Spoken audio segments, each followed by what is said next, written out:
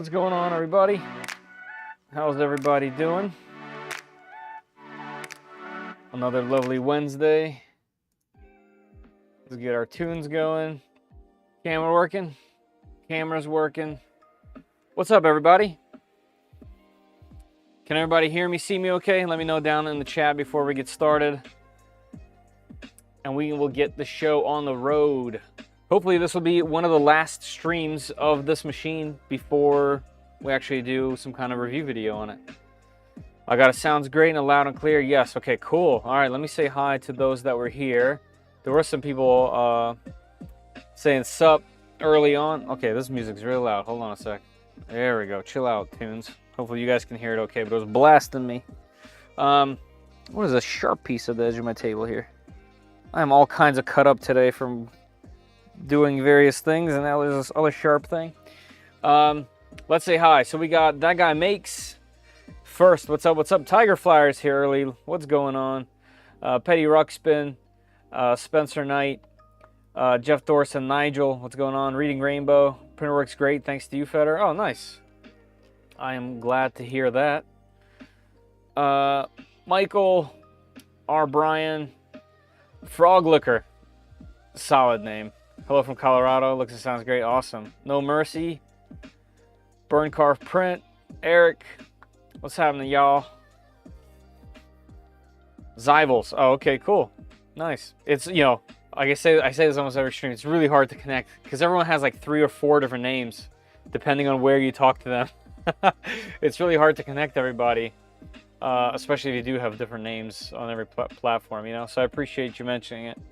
I did make, just as a heads up, I made a new section in the Discord right before this stream. So that if you guys need to share an image or whatever, a meme or I don't know, whatever it might be. Maybe I need some help with something and I need a link. You guys can go right in the chat and on Discord, and I have it literally in front of me. Check this out. Boom. I have it literally on my keyboard ready to go. So I will see it this time around. So that should be nice. I don't know if I'll be like locking it or not, but I feel like it doesn't really matter. We'll just chat in there if we need it. But yeah, today is going to be a pretty cool day. I don't know if True Rex is in here. If you are True Rex, I know you said you'll be lurking. Hello, and a huge thank you to you now that I'm speaking. I haven't had time to mess with this thing at all. So for those that tuned into the last stream, where we left off was plugging everything in, turning it on, trying to kind of like make a pretty loose, config to try to get everything up and running. And I tried after that, I think one more day, and I couldn't get the bed to work properly. It was either heating extremely, like all the way, it was heating 100% on boot, or it wasn't doing anything. So I kind of paused there, and then we did the other stream, and so it's been sitting for about 2 weeks. I'm ready to pick it up. And True Rex, oh, there he is. Hey, man. Thank you. And True Rex has a really similar machine, if not exactly the same machine, just obviously different colors, that he has been setting up and getting running, and he has been kind enough to send me his config. So that'll be a huge, huge burden lifted off my shoulders to try to get it running. So my goal for today is to first make sure my wiring matches his. So he sent me a photo, so I should be able to pull that up and just make sure I have everything hooked up in the same way. Then we'll use his config, see if we can boot, see if there's any changes we need to make, and then hopefully get it at least moving and running. That would be amazing. So that's the goal. So it's going to be a lot of like flicking between some firmware. You know, we'll just be chatting. I'm not actually like building anything. So we'll figure it out. What's up, Gryfang? How you doing? I'm on vacation, but this is more important. Nice. Props. All right, I got to do the things, right? 2 things. First of all, if you go to the chat, at the top of the chat, right over here, there's a pinned comment. If you guys click that comment, you could grab yourself a chance to win a spool of PLA Plus. It looks like 7 people are already on it.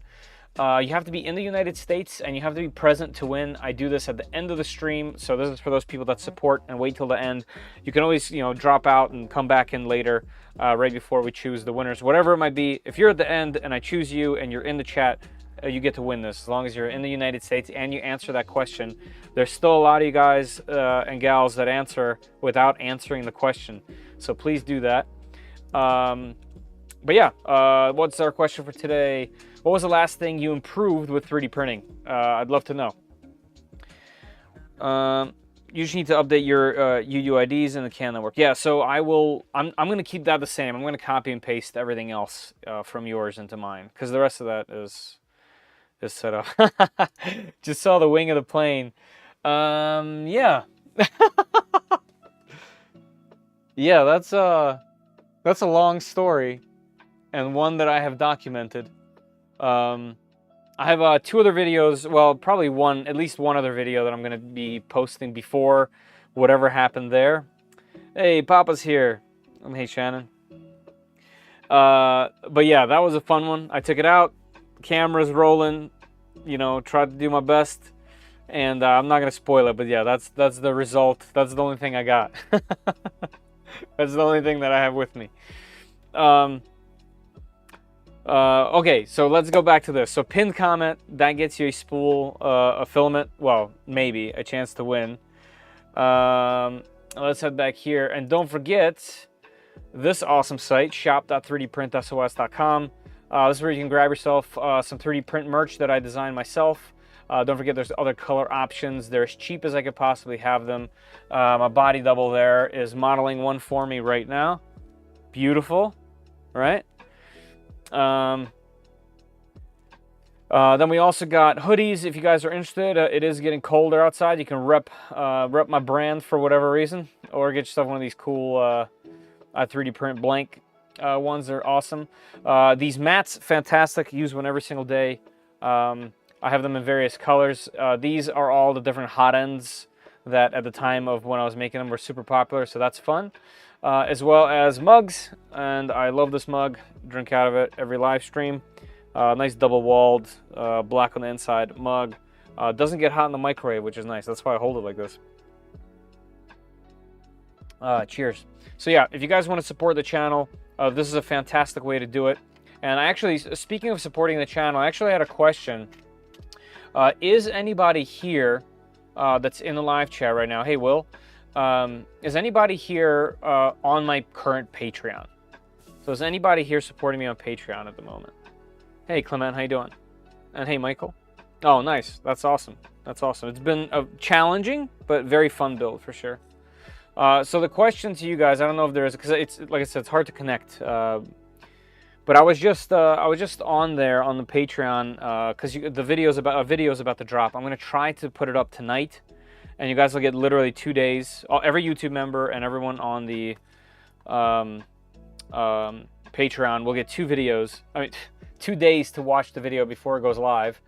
But I had a question to anyone that's actually following on there, supporting on there, is do you guys find true value in the support that you guys do to other creators? Not just me, but like to other creators, because I'm thinking of, even though I'm making, I think it's around $70-ish per month off of there, I'm thinking about closing down my Patreon just for your sake. Like, I don't feel like I'm able to provide much there, and I obviously tremendously support you guys, or appreciate you guys' support, but at the same time, I feel like just having YouTube memberships would just be better for those people that are supporting. And if you want to support, there'll be other ways, like through my website here. So that's my current process of thinking here. Is there's like there's ways you can support through my website here, which I will set up if that's the case, where not a bunch of different entities are making money. And the reason why I bring this up is there was a recent change on Patreon where not only does Patreon take a percentage of your money that you're trying to support me with, but also Apple as well, if you're using the app. So it's like $2. So the example was if somebody's giving you $10, which I don't think I have $10 tiers. I have $1, $3, and $5 tiers per month. So, and the $5 tiers get their name in the video, in all the videos. But right now, so let's just say someone is giving $10 a month, then $2 of that, a little more even, goes to Patreon. So I'm only getting 8 from that. And then another 2 is going to Apple. So the $4 are going to someone else's pocket when you're just trying to support me. So that kind of rubbed me the wrong way the other day. And I know YouTube does it too. I think YouTube takes even more than Patreon potentially when you become a YouTube member. But a YouTube member is at least directly involved with what I do. So like that is not only forgivable, I find that to be a little bit easier of a push to make.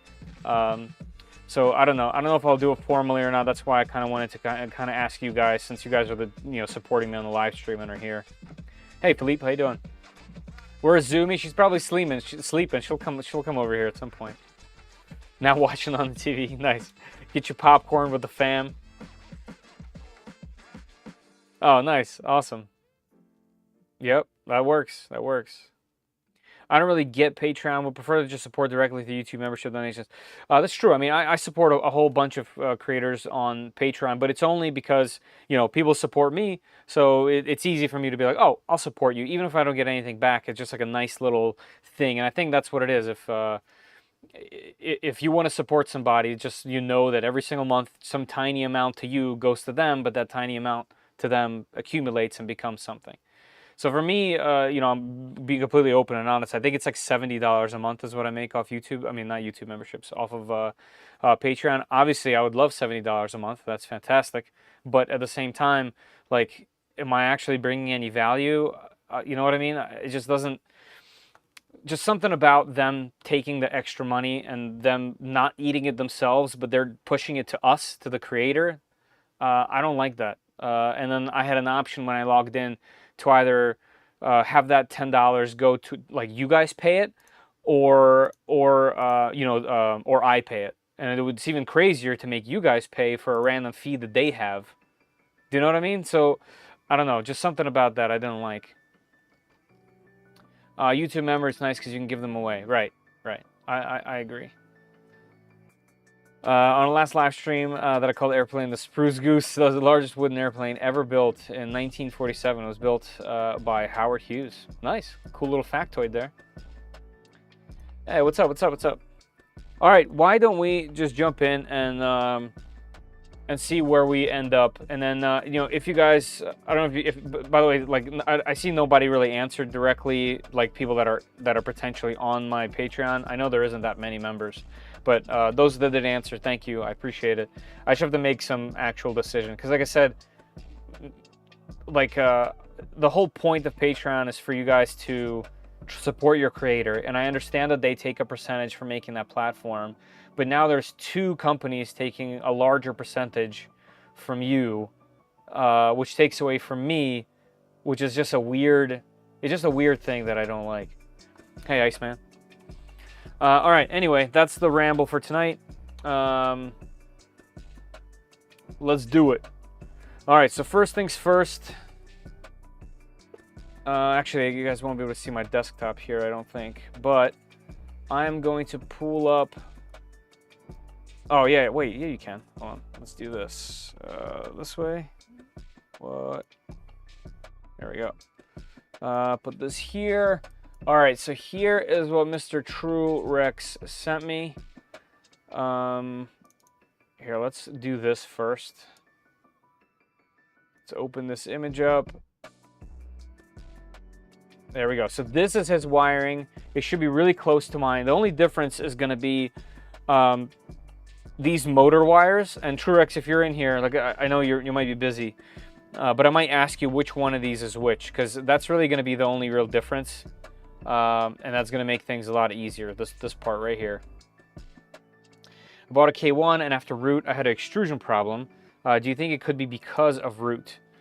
I don't think your configuration changes in any way because of root, but now that you're using root, are you using a different slicer?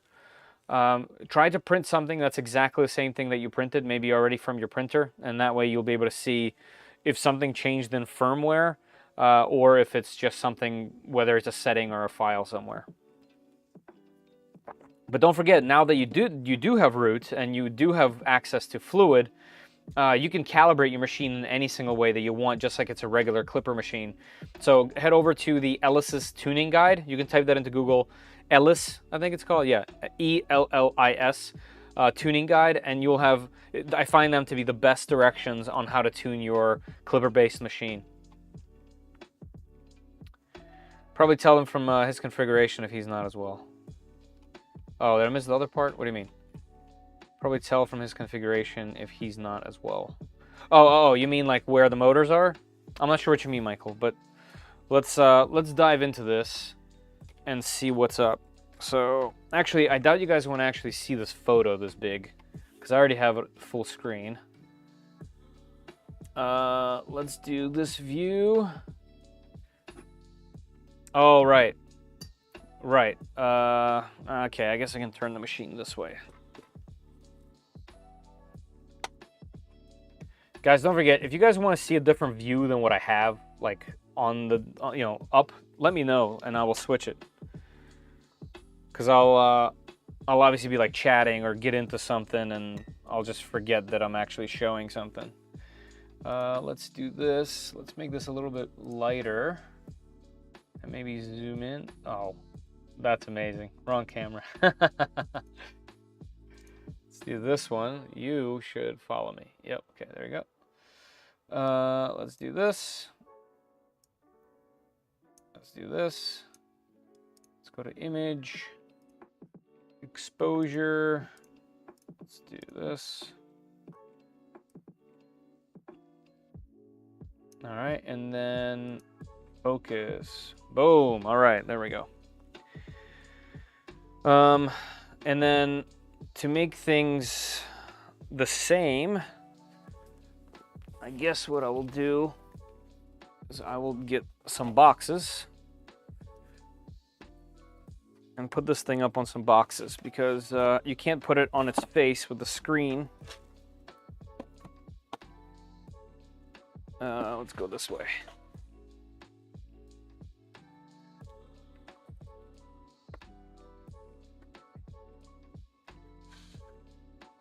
There we go. All right, so this, and I'll put it where it needs to go. As far as what I mean by that is the camera. I'll move the camera where it needs to go, and we can do some comparisons. So when I was trying to make my config, I obviously just was trying to set it up how I had it, but there were definitely some differences. So I might as well make them the same if I'm gonna start with his config, you know. All right, let's try to catch up. Orca Slicer built-in calibration tools are super simple to use. They are as well. They are. That is true. Are you able to share his configuration in the live Discord channel? Yes. If he's cool with that. You know, he's doing me a favor. I don't want to just like randomly spread his stuff. But yeah, I would love to. Especially, so what I can do, Michael, is once I can vet it, like I can do it and we'll set it up, I can share the configuration, my configuration version, even though we started with his. Like, I would feel better about that, unless, you know, True, you're more than welcome to share your config if you'd like in the Discord. But I wouldn't feel right pushing it forward, you know, for me just yet. I did everything exactly as in your videos. Anyway, I turned on the machine. I'm going to wait for a new one. Oh, you returned the machine. Oh man, I'm sorry to hear that. So one thing about my videos on the rooting process is now Creality has made it so much easier. Most of the things you don't even need to do anymore. So I'm wondering if by following it, is there some kind of, is there like some kind of discrepancy? Although, like I said, rooting it doesn't actually change anything in the configuration. It just gives you access to root. Like the act of getting root access doesn't actually change anything about your printer. So yeah, I'm sorry to hear that you returned it, but maybe the new one will not do this, I'm hoping. Watching this with the ocean in the background is awesome. Nice. Interesting. Interesting that you want to watch this on vacation. I get it. This could be relaxing because you're not dealing with this stuff. You're just watching. Keep your Patreon because you're at 20K plus subscribers. I held that. If you shut it down, they put your upload videos on lowest priority. Hold on. Keep your Patreon because you're at 20K subscribers, right? I heard that if you shut it down, they put your uploaded videos on lowest priority. Who? Patreon? Is Patreon connected to YouTube in some way?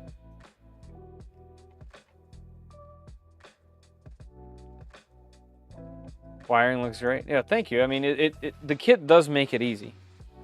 But I just want to make sure we match it. So the first thing, oh, I already have it on one. Okay. So that's no problem. The fans go where they need to go. This guy, which is a different color on mine. Oh, this is the CAN bus. CAN bus is the same spot, although my CAN bus will stay there because my CAN bus works. This is the bed thermistor. That's in the right spot. Power is obviously power. Right, yep, that's all good. Okay, so this, let's check this out. The SSR. So this cable should say SSR to HE1. HE1, it does. The other side of that is the other side. They're connected, that's fine. This guy goes up, and I can't see in his where it goes, but this goes to the bed. This ground goes to the bed ground. And I can't make it out in his where it goes. But that's okay, I'm gonna assume that that's right. This guy, I can't see what it says, so I'll unplug it. Turn it, and this says SSR to PE to this thing, the little connector. I forgot what they're called. The Wago connector. So that's correct. Yep, that's where his goes. This side is brown, and brown goes all the way on this side to the top. Yep. This side is the white bed cable. Yep, that's correct. So that goes to the bed. So the SSR is mounted correctly, and I can confirm that it would turn on. This bulb would turn on, but I just wouldn't get any heat. So I might have a bad SSR. I don't know. Like I said, I would turn it on before the config was set up, and it was going to 100. I started with 3D a few months ago, and here in Brazil, there aren't many quality videos. It's hard to find quality content here. I hear that, I hear that. Can you show the inlet cables? What inlet cables? What do you mean?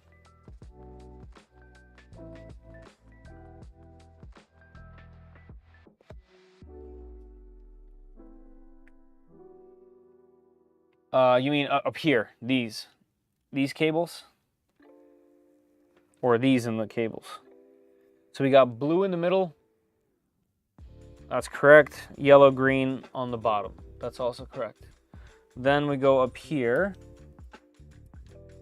So, all right, so his skinny cable is in the middle, and the larger one is on top, but that's no different. That's the same, because there's still 2 pluses and 2 minuses, so that part doesn't matter.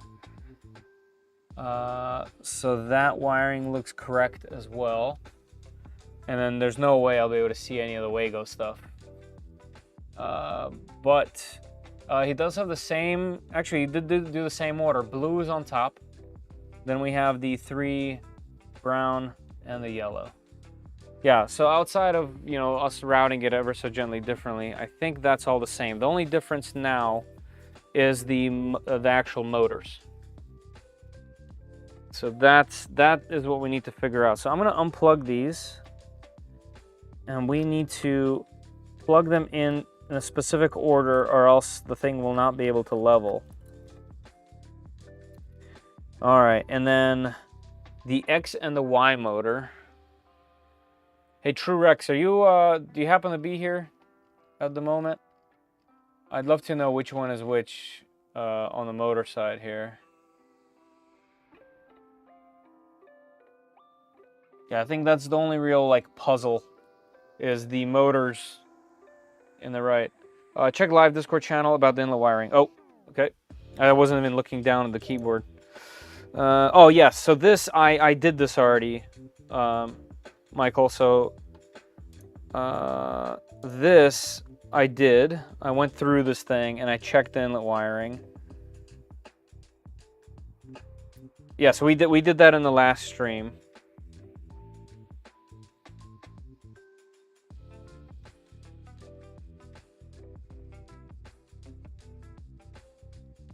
Right on. Okay, cool. Yeah, thank you for pointing that out. Yeah. When I was assembling it, I definitely made sure to pull that dock up, and I followed it all the way. Even when we were setting up the firmware, it was extremely helpful. And yeah, I thank them a lot. I feel like that needs to be basically an official dock, or at least they need to link to it or something along those lines. All right, like I said, the only thing I need to really figure out is which motor goes where, and unfortunately, based on his photo here, I can't see which one is which. So that's a bit of a bummer. Does anybody here know? Oh, here we go. Trurex, thank you. From left to right, it's A, then B. Okay, but they're labeled X and Y. Obviously, we can figure this out, right? So A, nope, this way. So A, then B. A is Y? Yep, A is Y. Okay, so if A is Y, then I have A plugged in backwards. So let's reverse that. You know, we'll know pretty quickly if this part isn't correct. All right, so Y first, then X, because looking at it this way, it's A and B. So that's correct. That's looking right. All right, sir. And then the next ones are the actual Z motors. I just want to make sure that I use your config correctly. What I can do is, where's that folder? So if I open, now let's open all these in, what's it called? What's the editor called? There we go, this guy, open.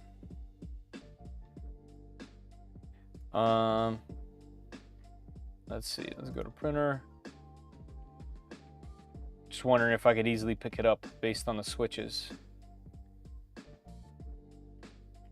That's X, here we go, Z. Hey, Filter, what's up? All right, so we got Z0 front left on motor 3. Okay, so front left is this guy on the bottom. This is just labeled Z motor. So that's this one. Looks like they're all just labeled Z motor. So this is going to motor 3, which is this one. Also, is that true? Because in the photo it skips, right? Yeah, in the photo it goes to 4. Back that up, you had it right. I mean X, then Y. I'm thinking about the 350. Oh. I had it right. X, then Y.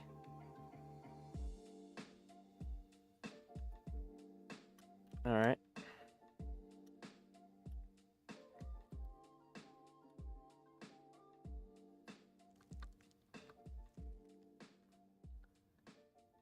All right, now we got X, then Y.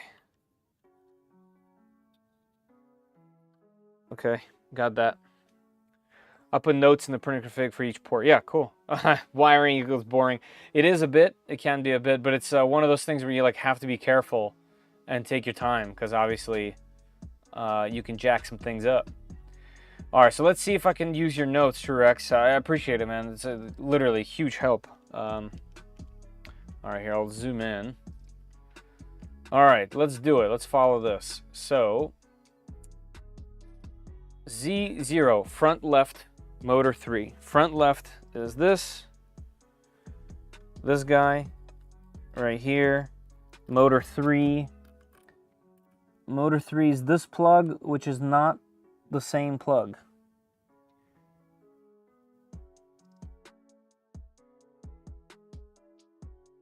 which is not the same plug that you have yours plugged in the photo.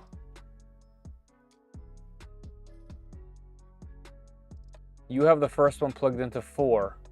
So maybe just a notes error. I'll, unless you've changed it.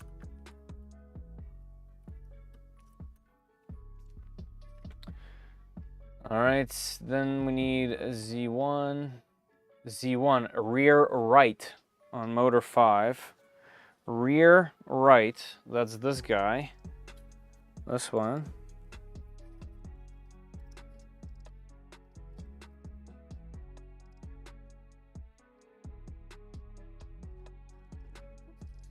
It's this one. I need to free this cable up. The photo is correct? Okay, cool.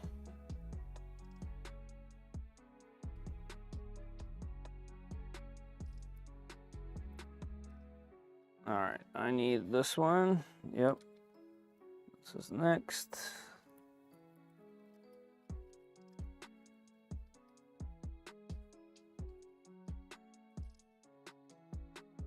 Let's get that in there.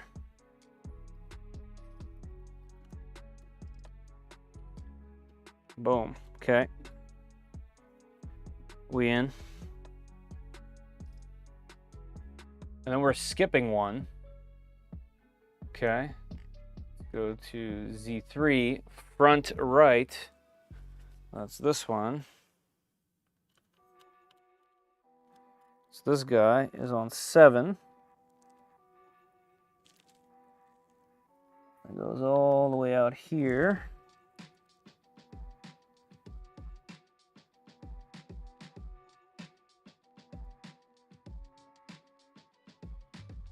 That's also wrong. Yeah, you have yours on 6. But that's okay. At least I'll follow this order and see what happens. All right, so that leaves the rear left as Z4.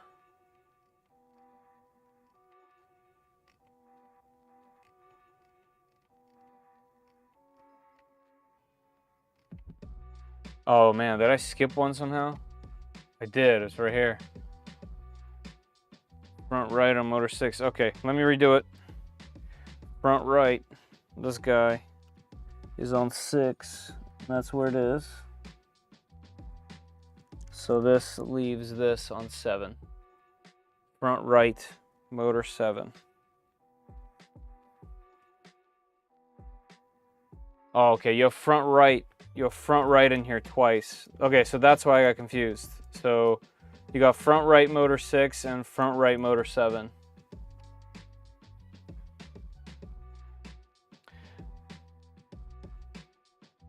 I sent no GIF in Discord. I clicked so many wrong buttons just now.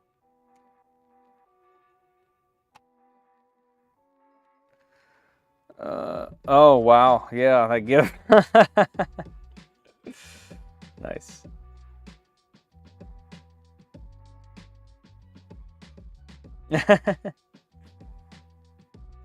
Yes, so this, the Manta pinout,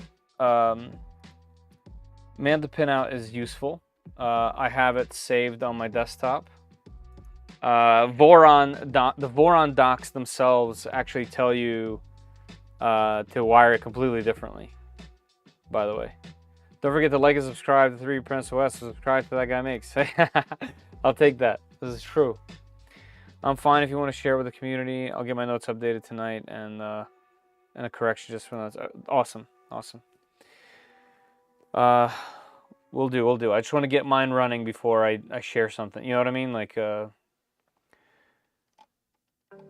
just want to make sure that that portion's correct. All right, so let me try to understand this. So we got... So this is the last part before we can try to boot it up. So Z1 is rear right. Rear right. That's this guy. Yeah, that's this guy up here.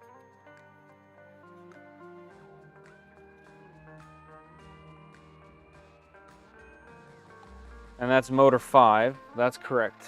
Right above it, there should be another one. Yeah. Rear left. That's this one. Is motor 4.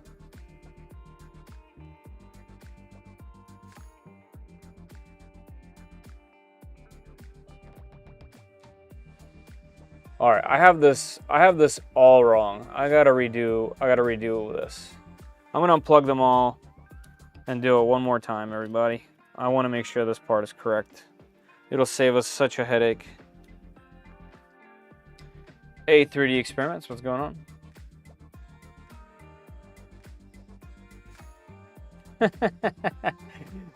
Me when 3D Print SOS is live. That's pretty good. All right, let's see. All right, let's do this again. This is the Z stepper, rear left motor 4. Right, because this is Z0, this is Z1. Okay, got it. Then we're going here.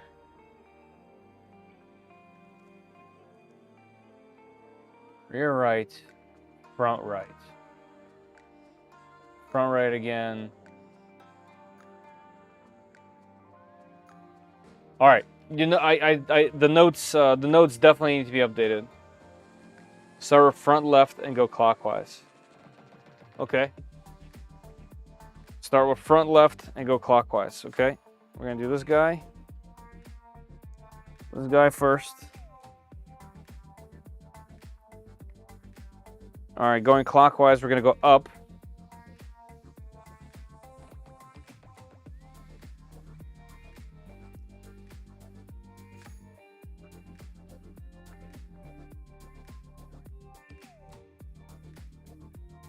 All right, if we keep going clockwise, we're gonna go up here next.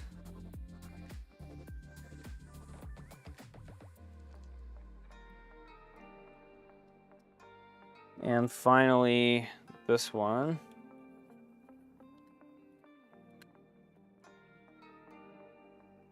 This guy right here. All right, that should be how it is, how it do. So started from the front left, went clockwise all around.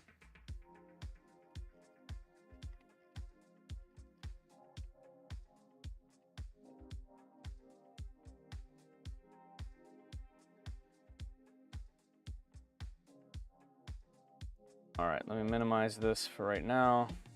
Okay, we should now have the same exact wiring. All this is exactly the same. The motors were the only ones that were not in the same spot. All right, so what we can do now,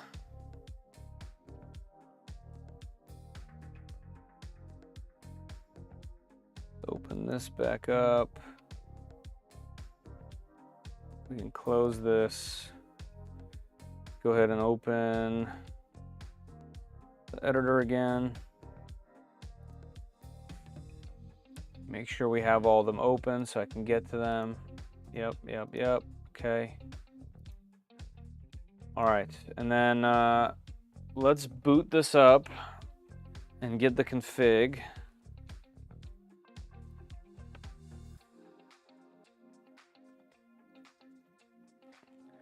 All right, before I boot it up, let me grab the IP address. I have that in my bookmarks. Printers, Micron Plus. Let's copy that. Let's go back here. Right, can't be reached. Let's turn it on.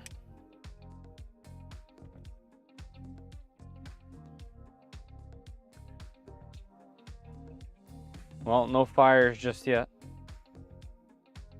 Hey, Nick. Hi there, so glad I saw you were streaming. I picked up the Infomec TX after watching the stream, not live. Arrives Friday.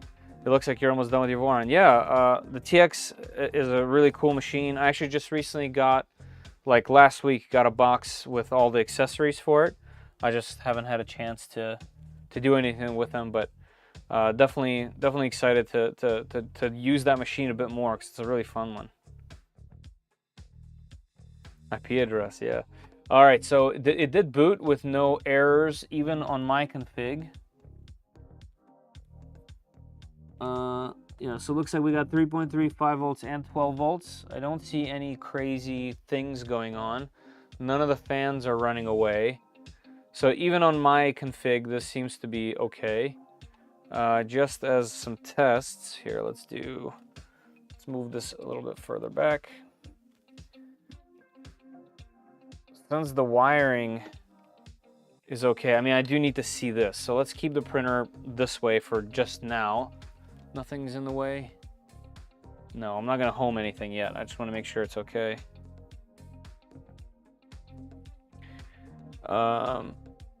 Here, let's switch to this view. All right, so first things first, the bed heater. There's no point in me checking it like this because I've already exhausted this option. So let me copy some of his other stuff. For example, the sensorless dock. You know what I should do? I should duplicate my stuff. I should duplicate my stuff and make new docks for his. That way I have the old stuff. And it doesn't just disappear. So let's try that. So let's start with macros. So mine are called Micron macros. Let's do rename, and we'll do -old. All right, let's add a new doc. Let's add a file. We're gonna name this thing macros.cfg. In macros.cfg, we're gonna paste and hit save and then close. All right, then let's go to his sensorless dock. I know this is gonna be different values for mine, but it's a great start. So let's do duplicate. Okay, we can't duplicate, that's okay. Let's do rename -old. There we go. And then add a file. This is sensorless.cfg. And paste this file, save, close. Okay. I sent you an updated printer CFG. Oh, cool. Let me grab that.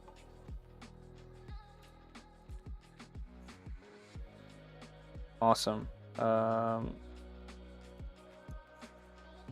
Expand. Actually, let's just download it. All right, let me grab that.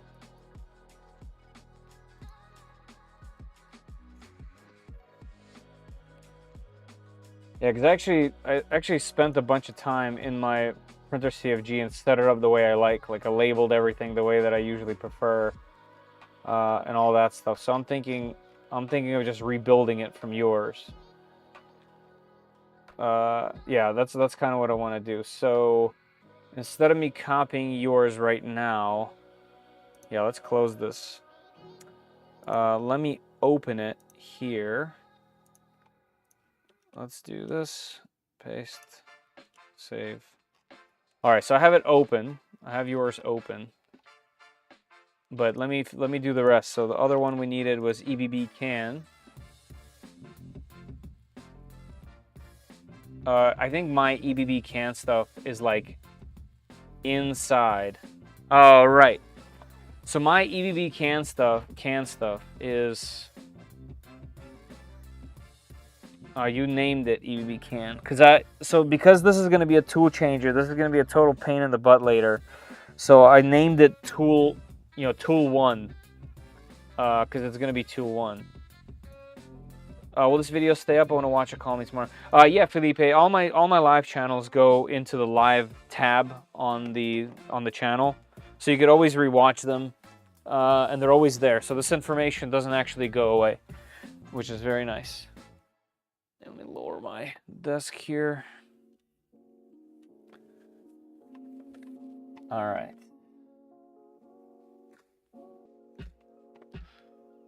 All right, let me think about this real quick. So we updated, and you have an EBB can. I'm sure you probably checked already, but do you have the right pin for bed header? Yes, I did, and I tried various. I moved it around to different headers, just checking to make sure it's all right. At the end of the day, the SSR did boot up, like the light does go on, and then, you know, it's supposed to heat. And like I said, a few times it heated to 100%. Without me noticing. Like, I only smelled it later. So hopefully I didn't burn something out. If I did, I'll have to check with the multimeter if the bed itself is messed up. Hey, Will. $10 and says channel support funds. That. Thank you very much. You're very kind. Thank you very much for your attention. Success. Thanks for being here. You know, just viewing my content is appreciated. Thanks, Will. Very nice of you. All right, so I guess for now, just to get this thing up and running, I'll just make one to duplicate yours. And what I'll do later is I'll do like a search and find and change everywhere where it calls for EBB can. I can call it something else. I'll call it tool. Or actually, you know what? Because my tool head is actually running okay. Like if I tell the thing to heat up, it heats up. The cooling fans work. The sensor on the tool head works. So let me think about how I should do this. Because it's already labeled everywhere. Yeah, right here. MCU tool 0 is what I called it.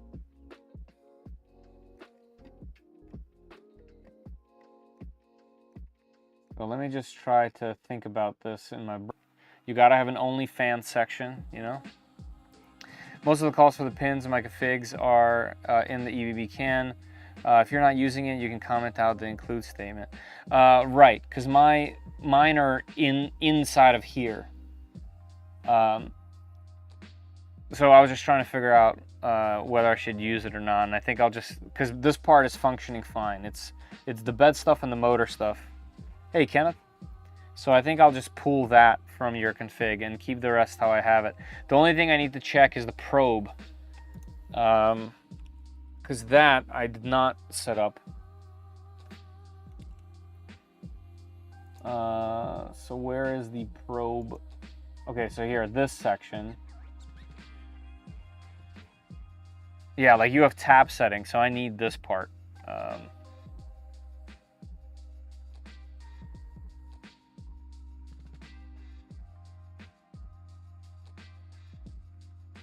Sensor pin for BL Touch.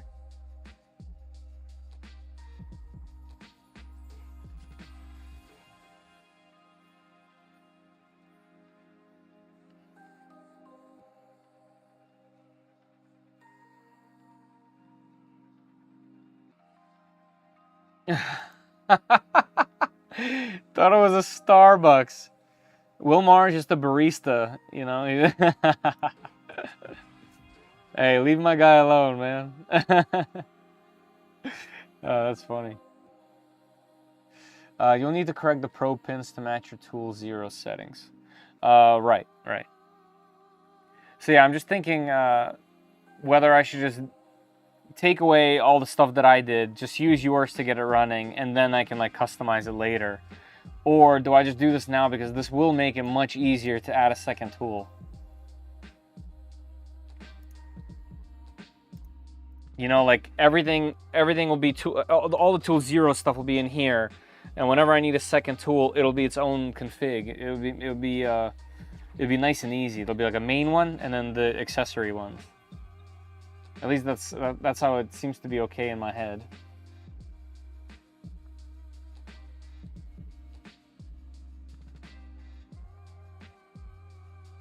All right, let's see.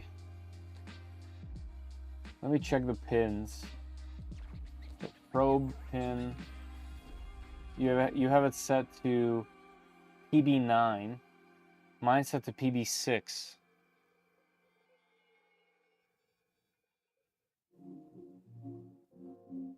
And you have it upwards. I made mine very modular, so you should be able to replace a couple pins and be running.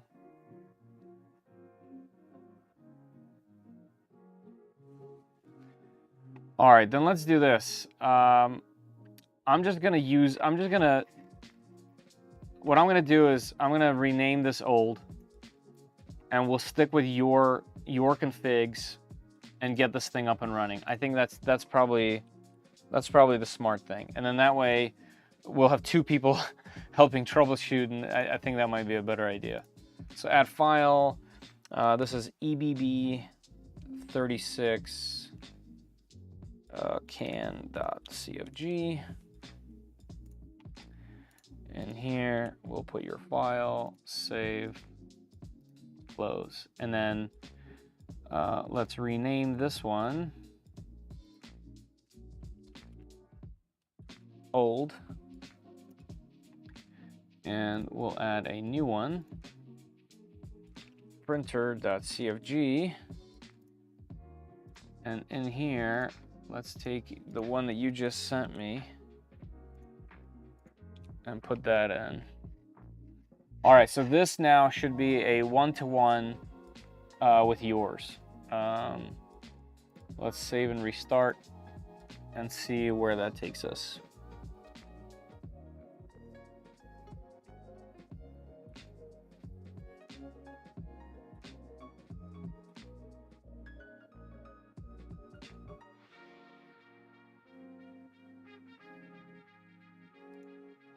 We're still booting.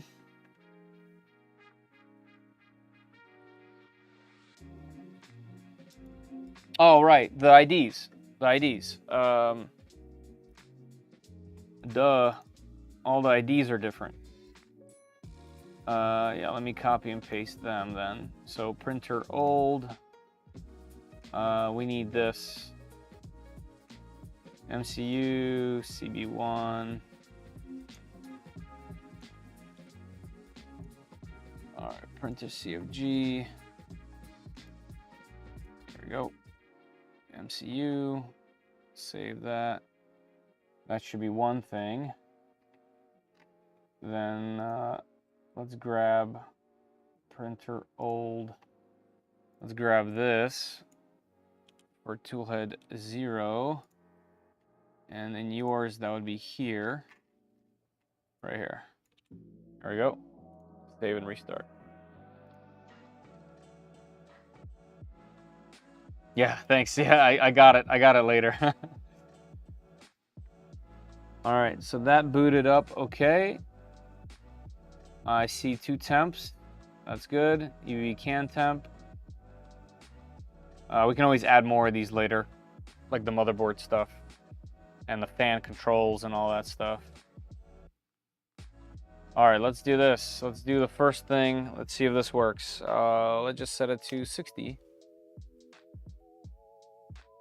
All right, and the SSR is on. Yeah, so I have an actual problem. So something happened with my bed where it will not heat. And I have a feeling that the several times I turned it on and it just went to infinity, I have a feeling I popped something. Yeah, it will not heat, so this thing will crash. I'm just gonna turn it off now. Because it'll throw an error that it's not heating as expected. All right, let me do the extruder. Just go to 100. Yep, the fan kicked on right away. And that's going. Yep, that's heating. So let's put that back to 0. So that's okay. Let's go down to part fan. Part fan. What fan just turned on? This fan turned on. Okay, so our fans our fan configs are different. That's okay. The fans aren't my worry. Check the inline thermal fuse. Yeah, that's what I have to check. Hey, Nitro, what's going on?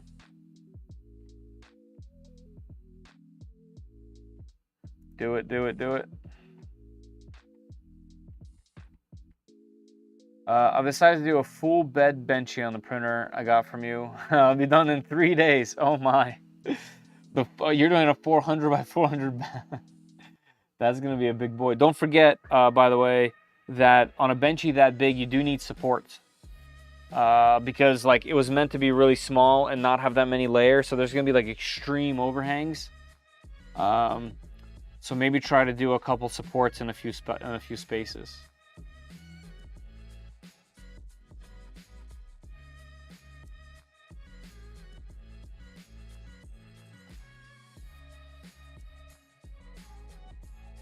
You don't need to search, sir. You can go in the top of the chat. There is a pinned comment. If you're in the United States and you're going to stick around till the end, jump into the pinned comment, enter there, and you should be good.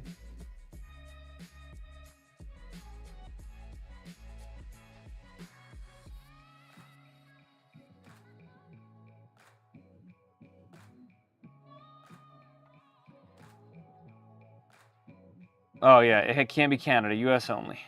Yep, yeah, because this doesn't come from me. It comes from 3D Max, and they ship from Florida to US only. All right, so let me compare the fans, because that at the moment is the only thing that's different here. So let's open printer old. I wonder if I can duplicate this tab. And then here go to current printer. Does that do it? It does. Printer old, printer. Okay, cool. Let's do it this way. So in my thing here, I have a fan. Only fans. Here we go. So tool 0, hot end fan.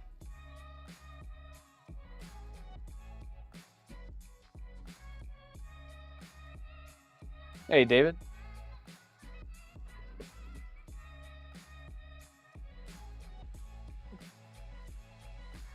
It's not going to reject you, but I will. So when I pick the winner, it tells me where you're from.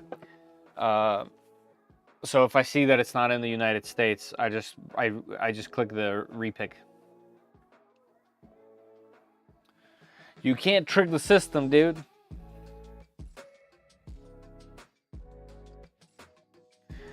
All right, let's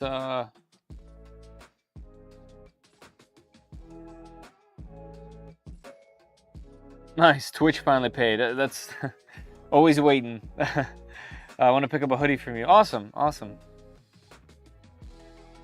What EBB version do I have? I think this one is 1.3 and the rest of mine are 1.2s. So I think there's just a couple discrepancies. Yeah, this is 1.3.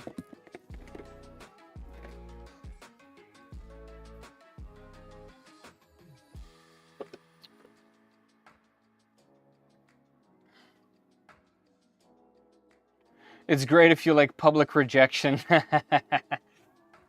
Mine's 1.2. Oh, okay. So that's what it is. All right, so then all we need to do is figure out the right ones in here. So that's easy. So let's find fan. All right, so fan. And we're in fan here, right? So fan 0 is tool PA1. Tool PA1.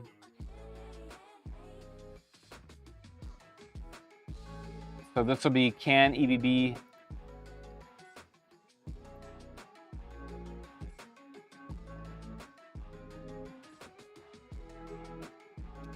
Which fan is this? This is... This is different. I think I'm looking for one in here.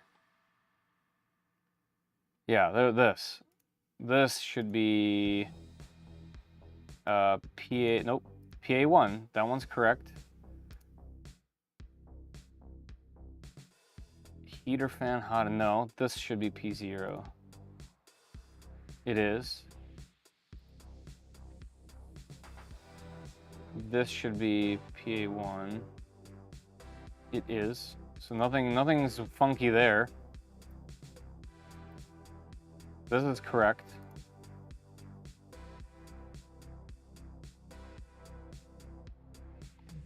Huh. Oh, am I missing something? So this is EBB can PA1 and EBB can PA0.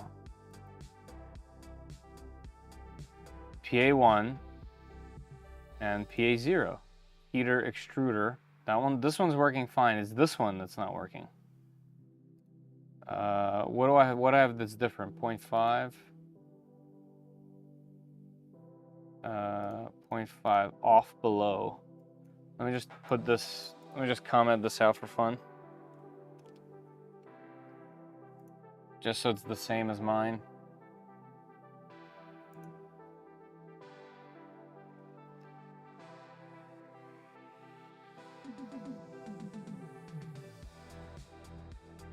Face my order. Nice web design. I love the site. Thank you. That site is from the company that makes. It's like one of their built-in themes. But I do agree that it's nice and clean, very easy to purchase. It looks great.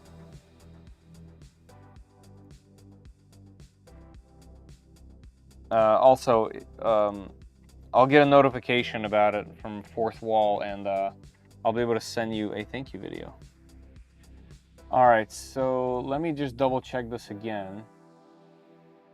So if I get the extruder going, yep, the fan turns on right away. And is it the correct fan? Yes, it's the correct fan. So that's not the problem. And then here, part fan. This should get the side fans going, but it gets this turns on the actual side. And only one of them, so that's just not right. Gotta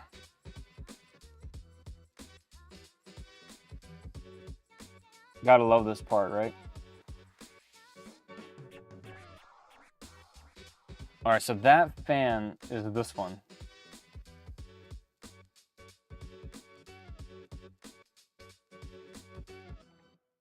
In mine, there is side fan 1, side fan 2. That's what I called it. Yeah, P6. And there's a second one. Yeah, okay, so this, we can copy this.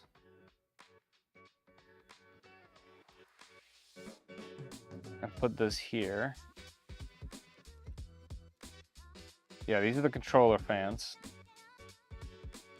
Let's just make sure those are working.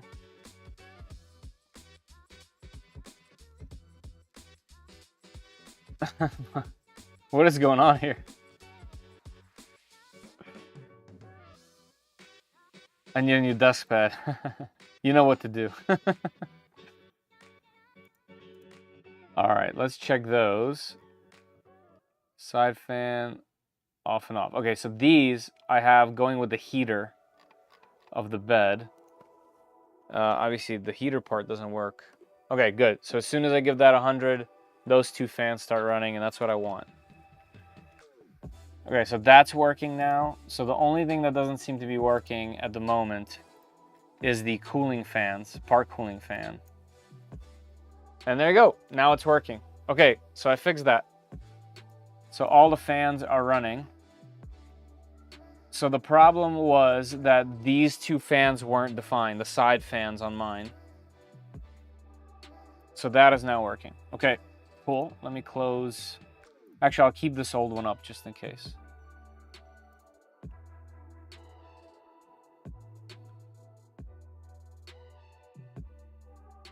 Hey, Maker Viking, how you doing, man?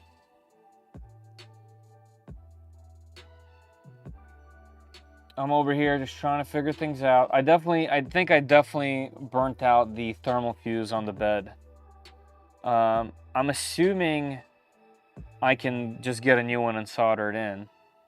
But the SSR is working, but the bed is just not heating. And there's no like indication of failure anywhere. So if we go to 100, yep, SSR kicks on right away. All the lights are correct. The fans on the side start working. But as you can see, that temperature doesn't even budge. And nothing happens with the bed.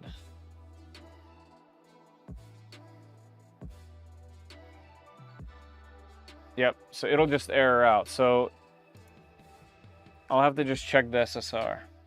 I'm good but tired. I can relate, man. Work's been crazy. Work's been crazy. Hey, Layer, what's going on? Layer by layer. Love it.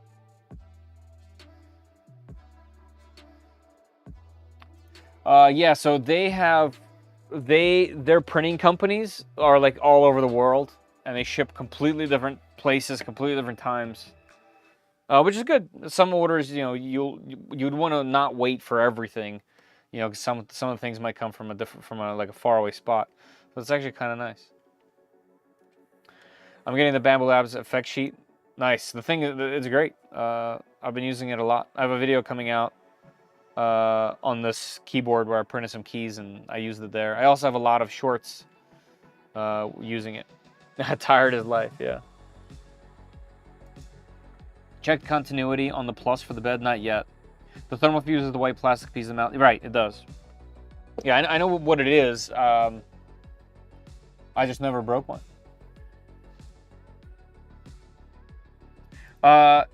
Here's a question for you and Maker Viking, because you guys are way smarter than me. Can I bypass it?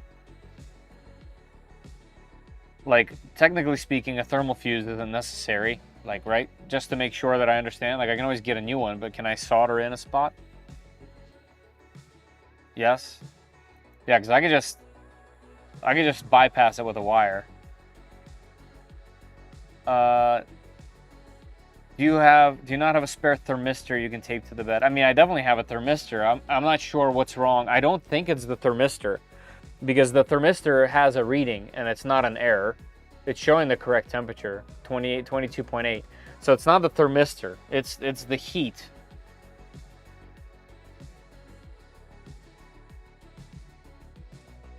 That guy makes, I'm assuming you're not saying no to my question. I'm assuming you're talking. You can bypass it to see if the bed, okay, cool. All right, so the bed is the bed. Now we try for different things. Now that I know the config works and the wiring works, let's test the rest of the fun stuff, such as motion and the sensor, the homing sensor. So the homing sensor is using tap, or in this case, I guess it's called boop. But there's another layer to this as well. Do you have a multimeter to check continuity? I do. I'll check it.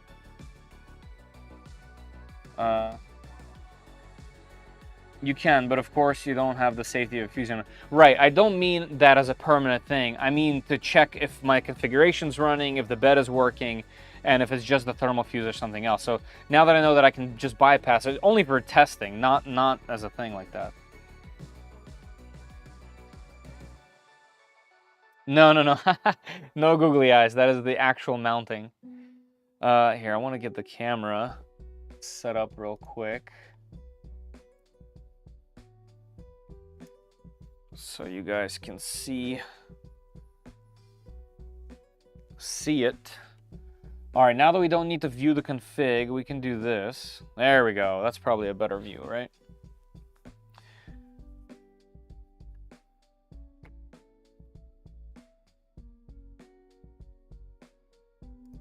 Googly eyes make every printer better. They do. No issue then. Okay, awesome. Awesome. Thank you. Hey, Night Train.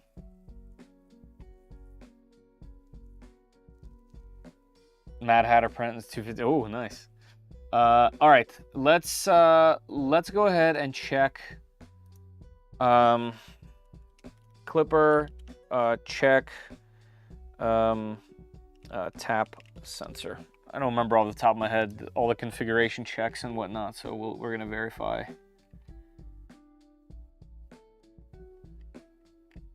End stops, right?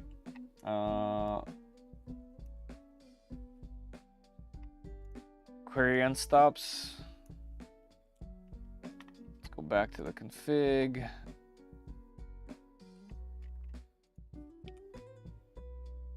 So so Z is currently triggered, and there is a red light. So if I push it up, what will it say now? Still says triggered.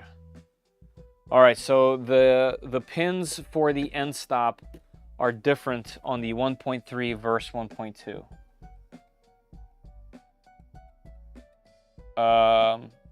Unless I should be checking something else.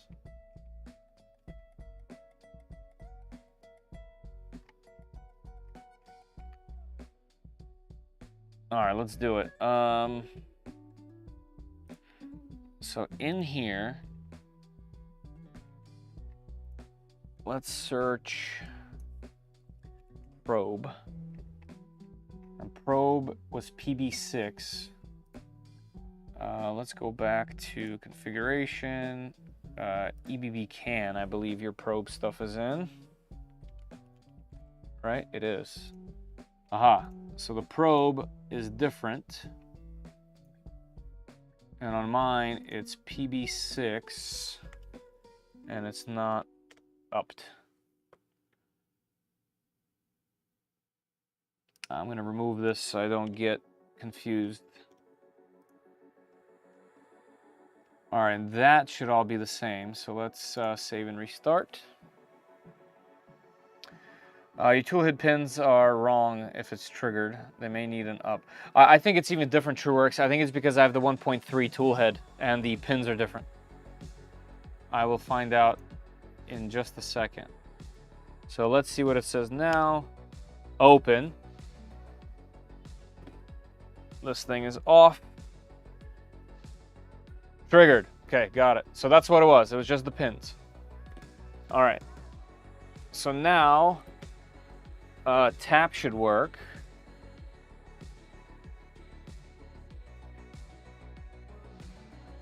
Stupid is the inability to learn or understand. Ignorance is not knowing. This is good knowledge right here from Gryfang. But yeah, I need to get some sleep here. Just want to pop in to say hi. Have a great stream. Hey, Maker, always appreciate you in here. Thank you. Thanks for blessing us with your presence, and get some rest. Hope you have a great night. Thank you.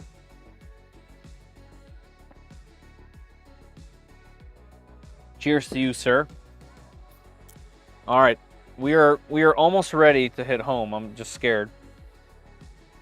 All right, now we're gonna test some movement. Are you using OBS? I am. Yes, OBS for the win.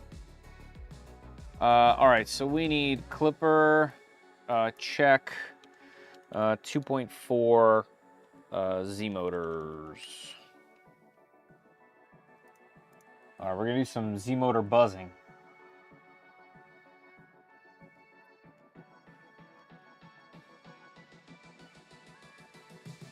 All right, stepper buzz.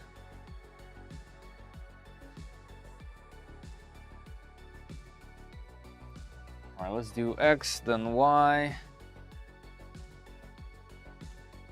We'll do it that way. You best believe I'll print the biggest benchy if I win that filament. Screw the small business, I need a benchy. I respect that. All right, so X would be this motor. Yep, that was correct.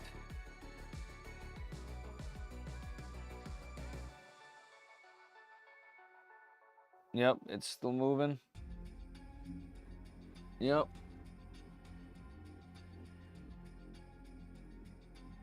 Okay, X, I shouldn't have pressed it again, but that is correct. after that finishes twice. There it goes. Let's do Y. That is also correct, and that is the Y motor. So those are good. All right, then we need Z equals 0. Oh wait, set kinematic position to 0. Wait, what do I need to do that for? I think it just does it, doesn't it? Also, I think this is currently all the way at the top. I'm just gonna manually, real dirty like, push this down. Let's get it in the middle. There we go. I think it's Z0. I think this is right. So this would be the front left, right? Let's see. Nope, wrong stepper. What is it called? Is it just Z? It allows you to send commands without homing. Oh. Whoops. I didn't mean to press it there, but it's fine. Set kinematic position Z equals 0. All right. And then we need to, whoa, belt to the Z-axis. Yes, 4 of them. Yeah, it's a flying gantry on this thing, just like the Voron 2.4. So it'll do quad leveling since the bed is stationary. All right, so to figure that out real quick, I can just go to printer, go to here. So the first one is just Z. Whoops. So let's just do that. Go back. Z, let's try it. Yep, that's the front left, and it's going up first, which I think that's how it's supposed to be. That's a question for you guys. Do you know if it's supposed to go up first or down first? I kind of remember it goes positive, but I'm not sure. All right, next one is Z1. Right, or is it Z0? Let me just double check before I press anything crazy. Yeah, next one's Z1. Probe calibrate, I will. I just want to make sure these are correct. Up first is correct. All right, cool. All right, Z1, this should be the back left over there. It is. So I can verify that's correct. And the fans are running, which I also enjoy. So that's good. That means they're working. All right, 2, this should be this rear one right over here. Let's go. Yep, and it's going up. That's correct. And then Z3. As soon as that one stops. There we go. Let's do this. We are good. Also, I did not lube any of my rods. All of my rails. All of the rails on this printer are dry. So before this thing is actually running and printing, I will lubricate everything based on my how-to. If anyone wants to know how to lubricate the rails, or how I do it at least, I have a video on that.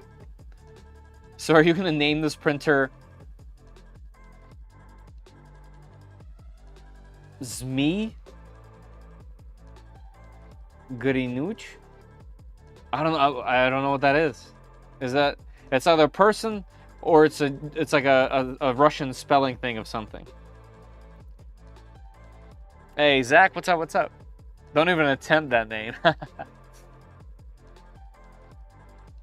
I had time, patience, and money, well, I'll tell you what, man. I have 2 of those things. And money's not one of them.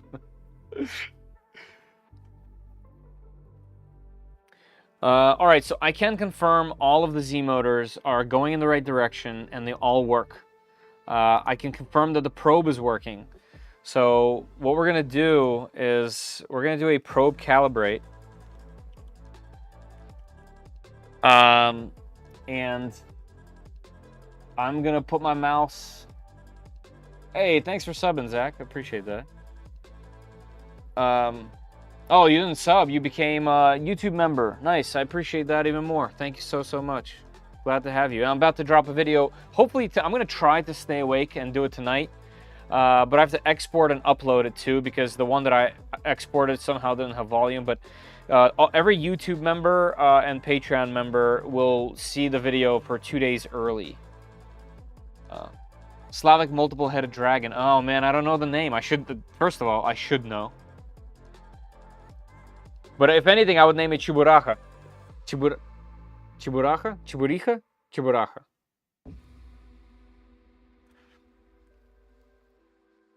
Todd. Its name is Todd. Alright guys, what do you think? Just do it? Are we YOLOing it? So I'm going to hit enter and I'm going to keep my mouse on the emergency stop button. And let's see it. Let's do it, right? It's YOLO.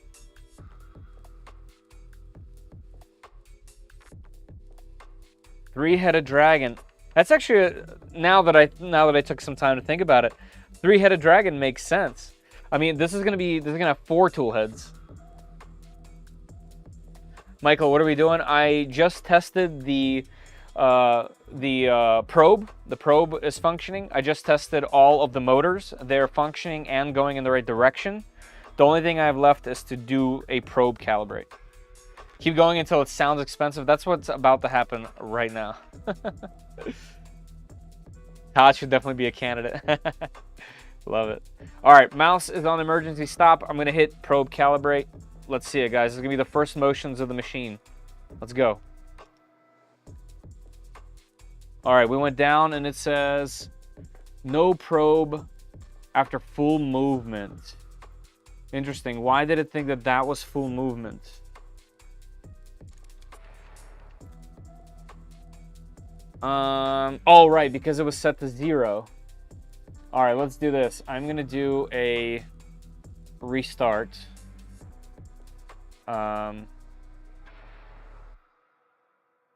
Yeah, let's do a restart. Right? Did I change anything in here? I don't think I did. But I'll just save and restart anyway. Z is reversed? No, it wasn't. It went down. Yeah, because I set. Yeah, right. This is it. That's why I wanted to reverse it. Because it goes backwards on Z before it goes forward. Maybe. Hey, BW, what's up? What's up? Maybe. Let's try it again though. Now that I don't have that entered in. You know. So let's yeah. Catrum, I need that. All right, I'm gonna do it again. I'm gonna go up to emergency stop, and I'm gonna hit enter on probe calibrate. Must home the bed before probe. I can't home because I haven't done. I haven't done the A and B sensorless yet. And actually, to do that, we need to cut the belts. Okay, so I guess there's an order, right? So we have to do home on XMR. Can I just home Z? I can just home Z, right? I can. What if I hit home Z over here?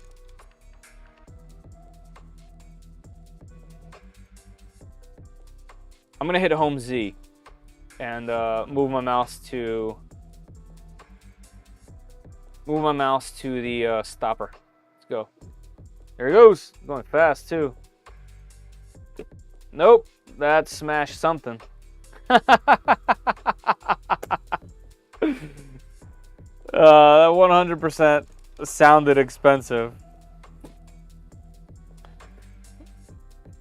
That's hilarious.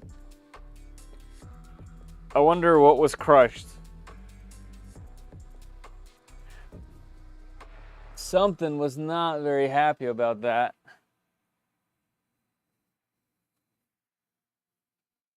So what did not like going any lower? First of all, did this reach? Did this ever break? Okay, let's do this. I'm gonna go fast. Okay, here's the real test. I'm gonna pull this all the way up. Since this thing is going to go quick, I'm gonna pull the tool head myself. Here, let me restart this. Is it configured properly? I don't know if it's configured properly. Probably no. If you heard a crash with my audio, then you know it was good. What type of Z probe? Joseph, it has a tap, so boop, but at the same time, this is going to be a tool changer, so the whole tool head comes off. But at the end of the day, it's using the same thing as tap or boop.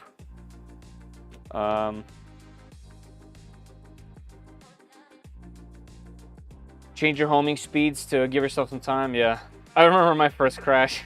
First of all, going downhill. I used to ride downhill all the time pre-child. I used to have a Demo 8 that I loved, and sold it right around that time. Total bummer. Miss it. Then there's a local place called Bryce that I would just ride on my 29er hardtail and just full send it.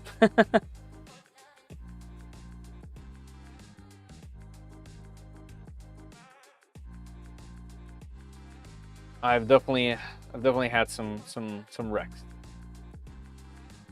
Also toss a magazine over the bed surface. You know, it's not that bad of an idea. What I'll do is I can always put one of the beds with magnets on there. You know, like one of these beds has an extra magnet.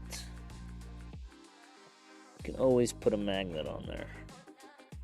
Here we go. This guy. Here we go. We'll do this. Here's a magnet. The magnet will make it a little softer. In fact, I'm not even going to do that. I'll just put this bed on there.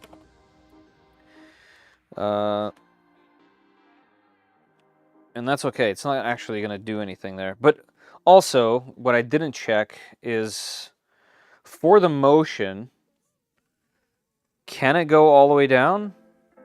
Yes, it can. So right there. So, and the sensor actually works. Let me show you guys. So if you look on the back, there's a red light right here. See the red light? If I go down some, it pushes the sensor. Well, I just did it. For it. Oh, there it goes. Yeah, so it pushes it down. So I know we can go low enough, although that's all the way down. So what's it hitting actually? So that's as far down. Oh, the motors are hitting the covers. Oh, so that was the problem. It hit the motor covers. Interesting. So this little lip on the motor covers prevented it from working. Yeah, Michael, I just see it. Yeah, that's what happened.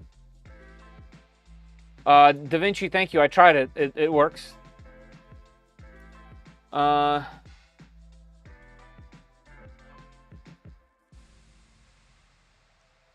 that's sick. Yeah, man, I used to ride literally as much as I humanly possibly could. Like, I would ride every single day, then it rained pretty much. And at that time, a lot of that was downhill. But then I got older, and I had to stop. So I still have my my bike. I don't have my downhill bike anymore, but I still have an all-mountain bike, kind of like an enduro style bike, so I can still ride it everywhere. But most of those days are gone. All right, I'm gonna do this. I'm gonna put. Actually, I'm not gonna. I'm just gonna remove these for now. Let's set them aside. I'm gonna try that again.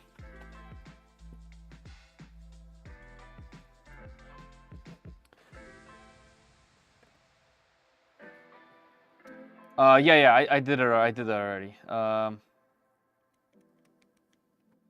AB motors look real big on that build. Yeah, they're nice Moon motors. This thing, you know, this thing should technically be zooming.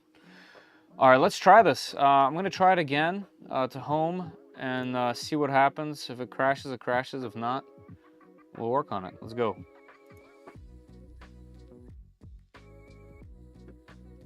Right there. We're homed. We are homed. So now if I do probe calibrate, Yep, it'll do it. Amazing.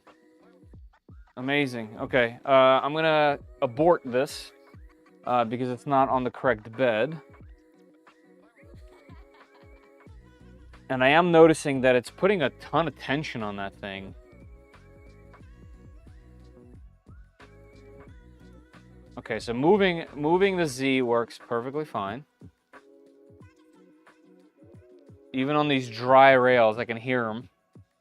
But hey, that's the first movement right there. Pretty good, pretty good. I'm super excited. I've kind of stayed composed. I found my people. Yeah, man, you're in the right spot. Hit that subscribe button.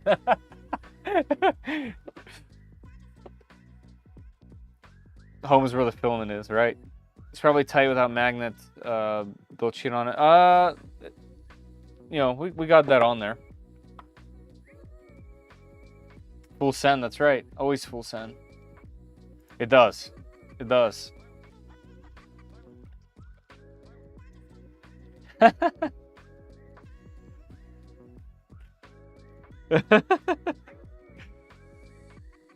Yeah, Zach has an amazing way of words.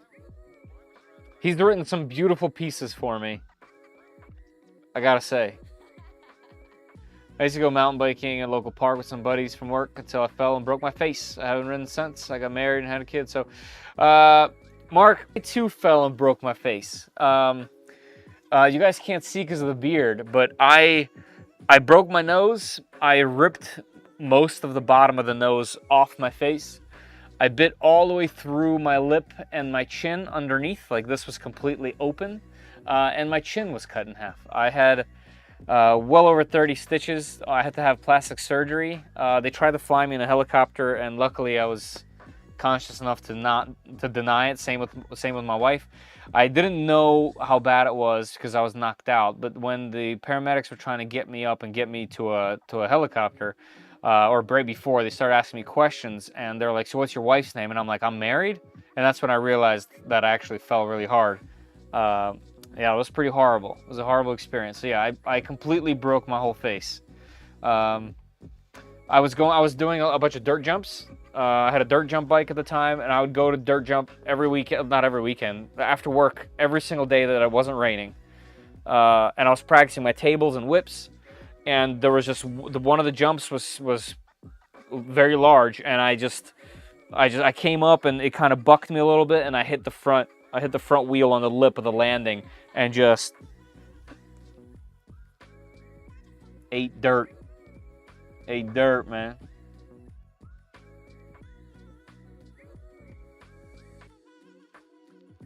You can raise the value of driver strength up to 255. Higher is more sensitive. Oh, like on the Z. Let's do that. Oops. Let's do that. That would be in sensorless, right?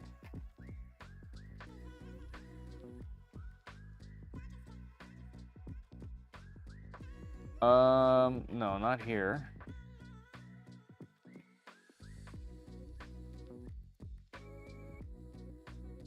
Is that on printer?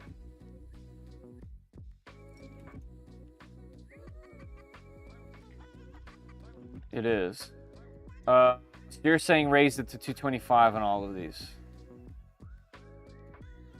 All right, I'll do it.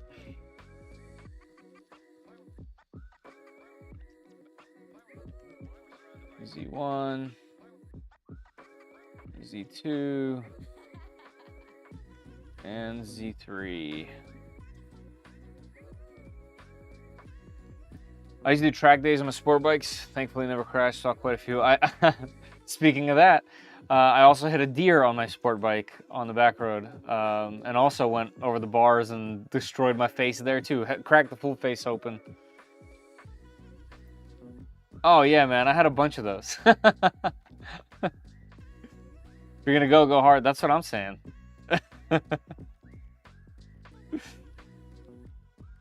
Yep.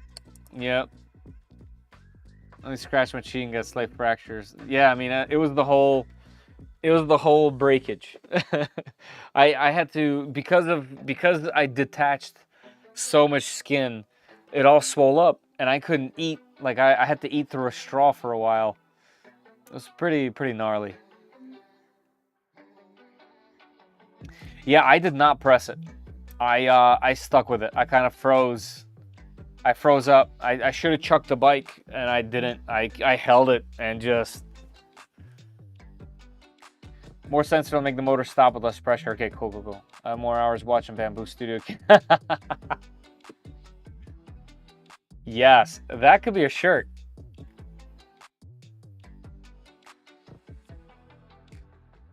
Oh man, lost both. Ooh. Yeah, I mean, I could talk about the close calls I had during my years of motorcycle riding for a while. I'll try 230, 255. Will it from belt tension? I'll try 230. All right, I'll take your word for it, man. So far, you got my whole printer up and running right now, so I will take your word for it. So let's do 230 to start, and we'll go from there. If it doesn't work, it doesn't work. It's very easy to tune, and you know, there's another thing that's like easier to do off stream when I'm not just like, you know, when I can just like sit and focus. But now that this is running, this is huge. All right, let's save and restart. Let's do this again. Let's make sure the Z is okay, and then we'll do the A and B motors. And if that's all good, then I'll check the bed and make sure that's good and ready. All right, let's do it. Let's home again. Home Z. Let's go.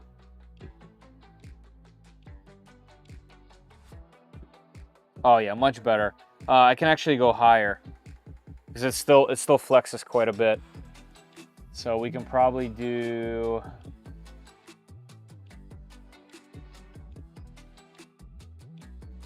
We could probably do 5 increments of 5 is the proper way from what I remember in the guides. So I'll just keep going up. It's easy enough.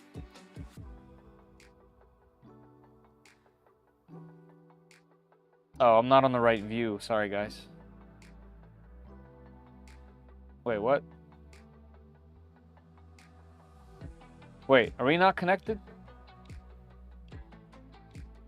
Did I lose you guys?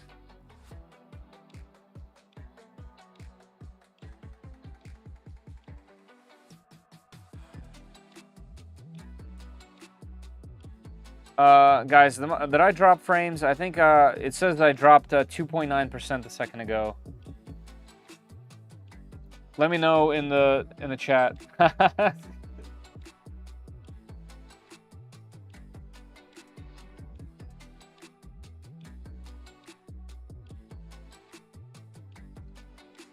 It was yeah, no, not at all. Everything was brown. I ran over my brother when he was practicing for a race. Oh my god. He was jumping a dirt ramp and I ran on the landing. Oh, yeah. Yes. Yep.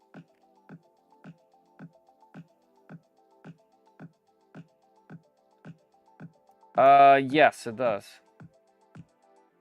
No, I think it was me. It's showing that it's good now, but I had a warning at the bottom that said I was skipping frames.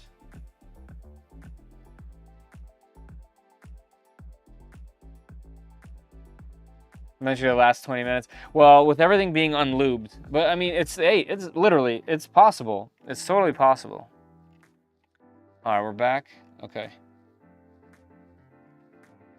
Almost. Okay. Hey, Mr. Walkman, what's up? All right. Did we restart? I think I restarted. Let me check the config. Yeah, 35. Yep. Okay. We're good on that. Let's do another one. I think we should do this. Here we go. Let's go. All right, we can even go. It's still a little bit strong. I'm gonna go 45 just to see. Just to make sure this is all running and working.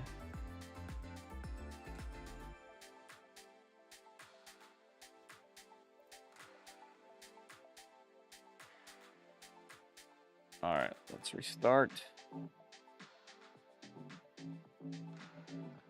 Mostly over COVID. Nice. Nice. Yeah, get over that thing. The worst.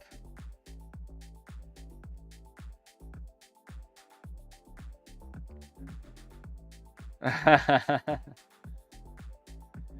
right, here we go. Let's try again.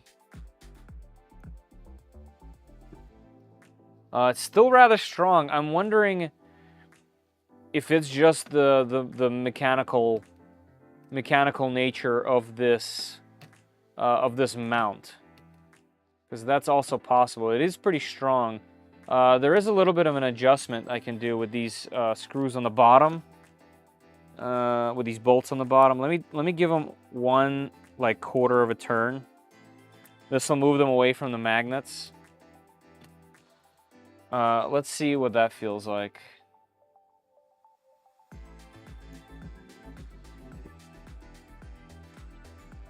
I want to see it from the side.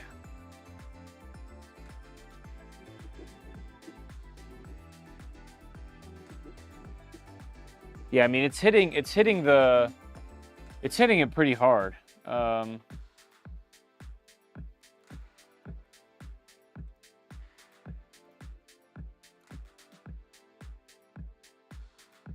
That Z is moving really fast.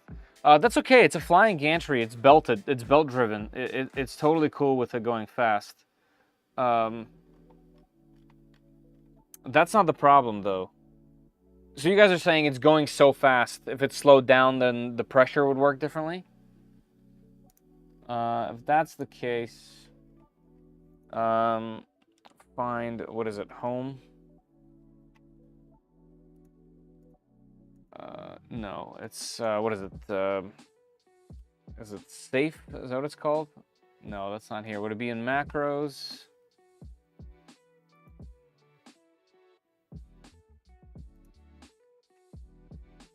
Here's homing.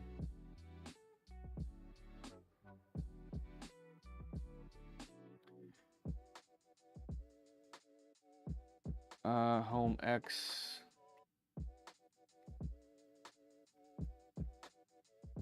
This is homing. Home Y. Home Z. Here we go. All right. Bed center is the F value, right? So this is going Z10.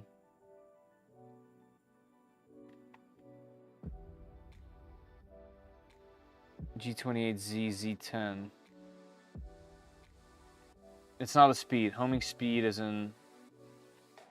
Oh, I didn't see homing. Homing. Oh, right here. Let me just make it 60. I don't think it is either, by the way. But let me just slow it down, and you know, we'll keep trucking along. It's okay.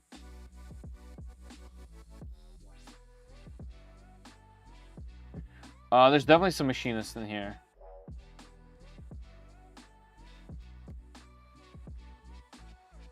My brother has a mini Voron. I thought at first glance it said my brother is a mini moron. I was like, well, that's not nice to call your younger brother that. I actually don't think that reacted to the homing speed, to be honest. Yeah, that's definitely pressing too hard.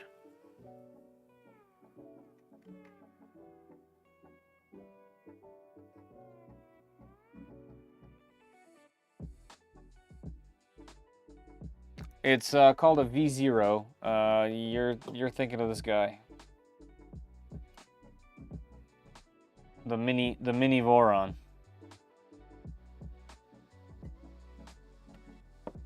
This one's just a hair bigger. It's also mini, but it's just a little bit bigger than that one.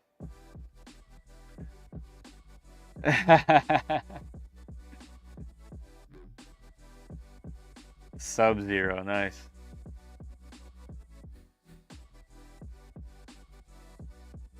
All right, let me try. So I wonder why this didn't react. Oh, that's because this is the wrong one.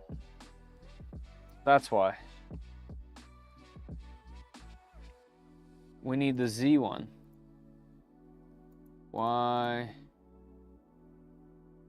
Z. Homing speed is 30. It's definitely not 30.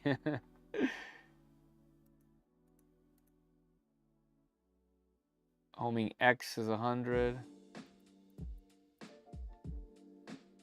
Yeah, Y and Z. I mean, this is definitely not true. It's definitely not going at 30.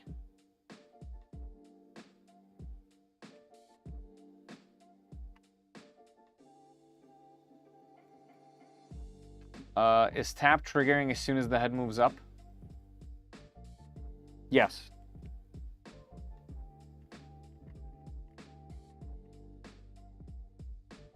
Like if I make this 10, is it going to listen? Let's see.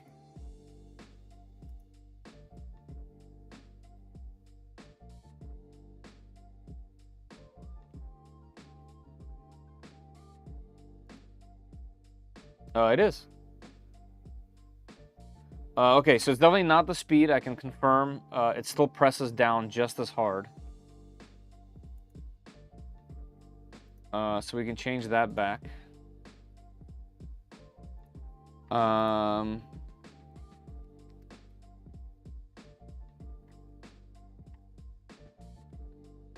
So if we change the driver strength, that means that it will stop moving. It'll stop moving at a certain point. We technically don't want it to stop. I wonder if it's just, literally, I wonder if it's just the nature of this mount. And that is why some people recommend to like get this made in metal. That's very possible. One of the things that I'll try to do more is, let's try to get these adjusted in more. That way there's less magnet strength. Let's see if that's the case, if that helps. But it's definitely not any of this stuff. It's not the speed, it's not the strength of the Z. I have a feeling it's the nature of the mount. Because it's not boop, it's not tap. It's a tool changer, it's a stealth changer.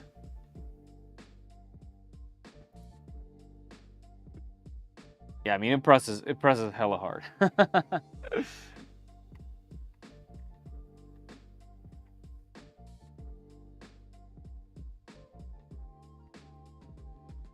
If anyone here is an aerospace engineer, they're going to be very upset with my, not next video, but the video after that.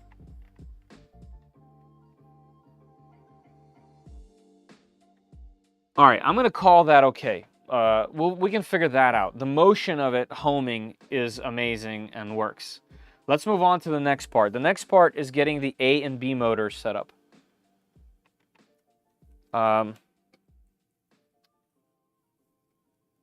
Because, hold on, let me just make sure.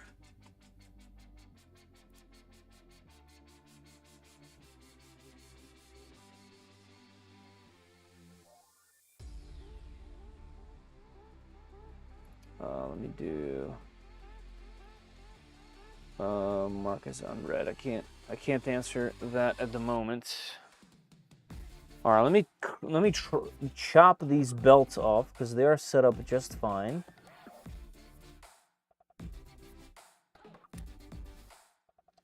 All right, and on this side as well.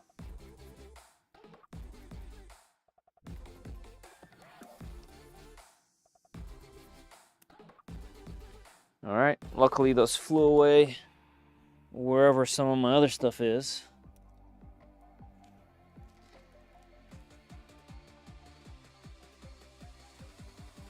There we go.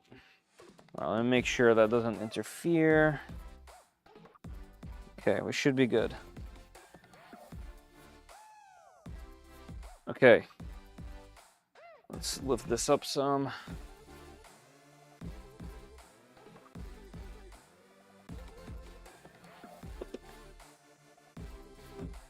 On mine, tap can be stopped with my hand.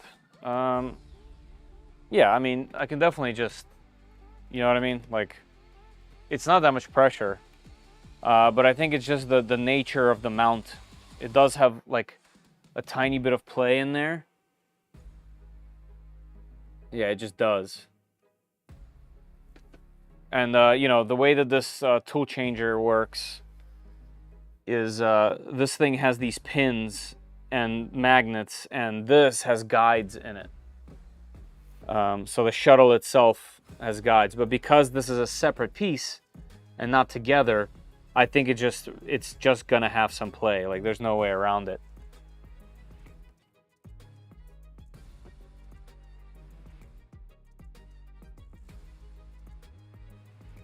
I'm buying a Piper Cup soon after. Wow, like a real one. Oh, that's super neat.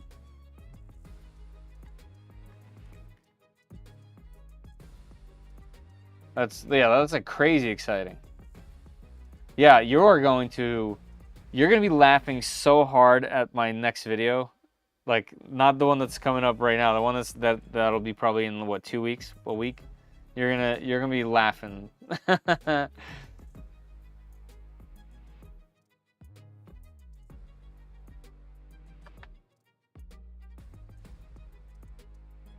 Yeah, man. It's bad. It's real bad. I'm borderline embarrassed about all of it. All right, let's keep going with this. Okay, so next up, what did I want to do? I wanted to make those belts. Because I have printed out these little belt things. I wanted to use them. Yeah, at one point I printed out this right here. These little belt clips. What is this yellow thing? Hey, Brian! This thing printing other printers yet? Nice. Thank you very much, man. It's not. This is the first time it's actually moving, which I'm pretty hype on. But thanks, man. I haven't seen you in a minute. I appreciate you being here, my man. Let's put this little thing on there.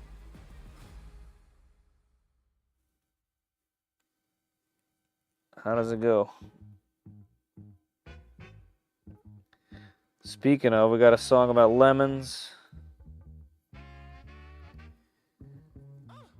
Ooh. There we go. Nice. I like these little things. I'll show you guys in a second what it looks like. These lemons tower all the time.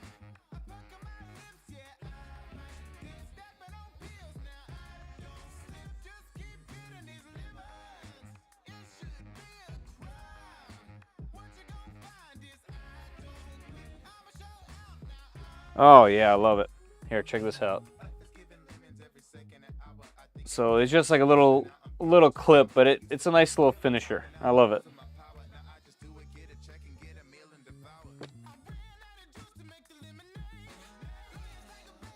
All right, let's see. And this will definitely help us home. Right? These are the important things. Do you even have a printer if your printer doesn't have flare? I'll argue no.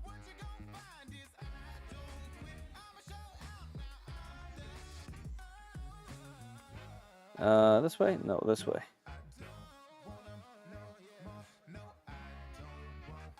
There we go. Brilliant. Okay, we got those on there.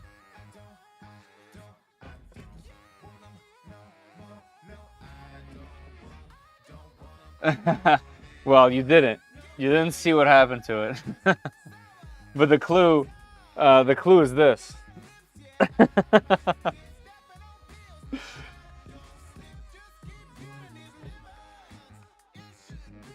Yeah, I feel like it's got to be yellow.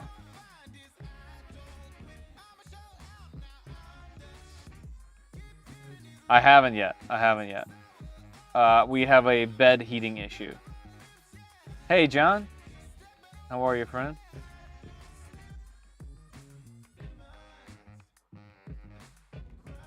Okay, so that's all good. The belts are chopped.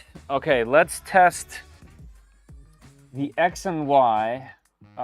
We know it's gonna move in the right direction. Let's just go for it. I'm gonna test X first.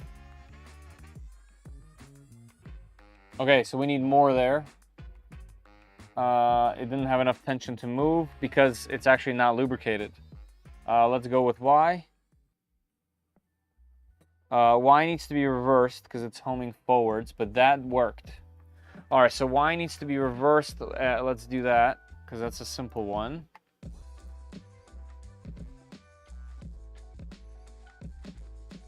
Why can't I get in here? Oh, there goes. Nope. Why can't I get in? Uh-oh.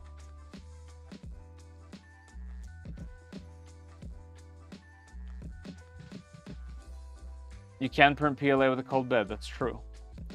Why can't I get into my configs?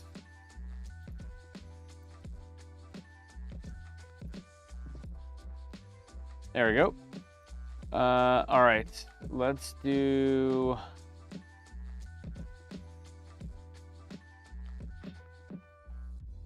it's up here. All right, direction. All right, so I need to reverse the stepper driver, right?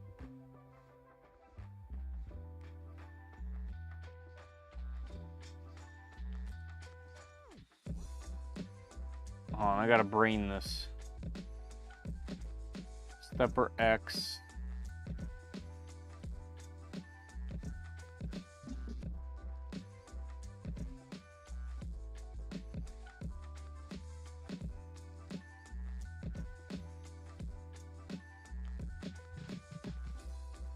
All right, so I need to change the direction.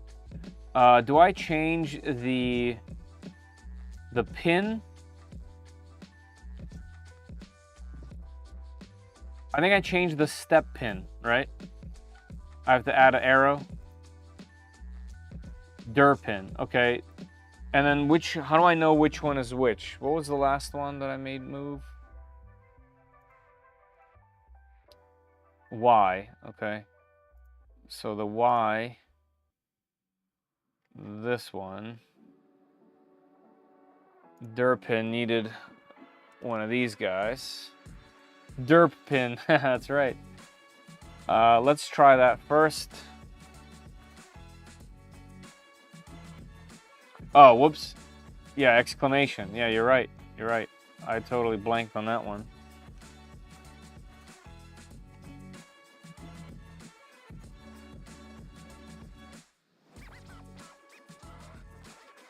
All right, let's try that. So now this should move. This should move back now. It moves to the side, which is correct. And it moved back some, so that part's right. And then what about this one? Nope. It's homing forward. X is homing forward. So they both needed to be reversed.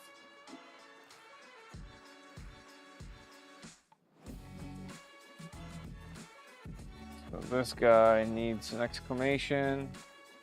Save.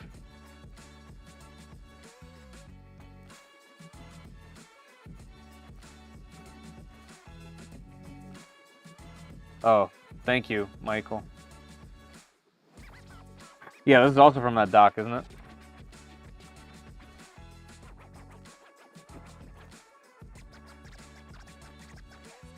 It's so difficult to memorize this stuff, especially because for me, I have a Trident and a V0.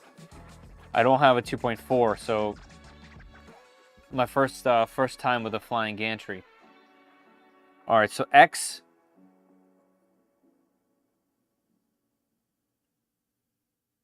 Oh. So it's saying X needs to go to the right and Y needs to go back. So let me hit X.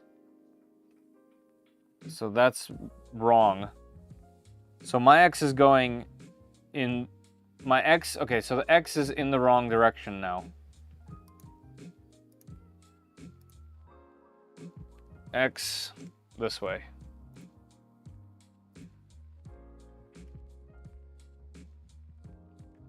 One thing at a time. There we go. I'm gonna do X again.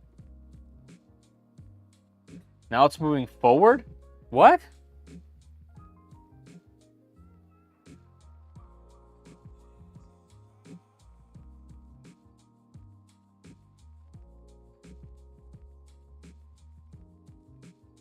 Oh, you need to do it both. You need to do it at the same time.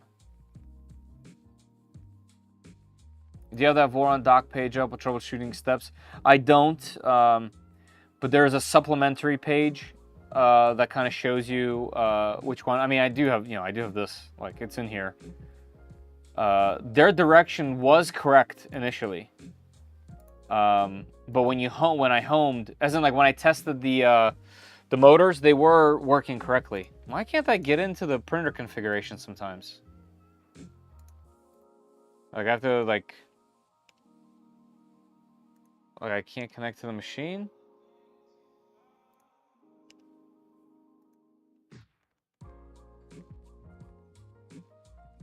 Why did I lose connection to the machine? Oh, there it goes.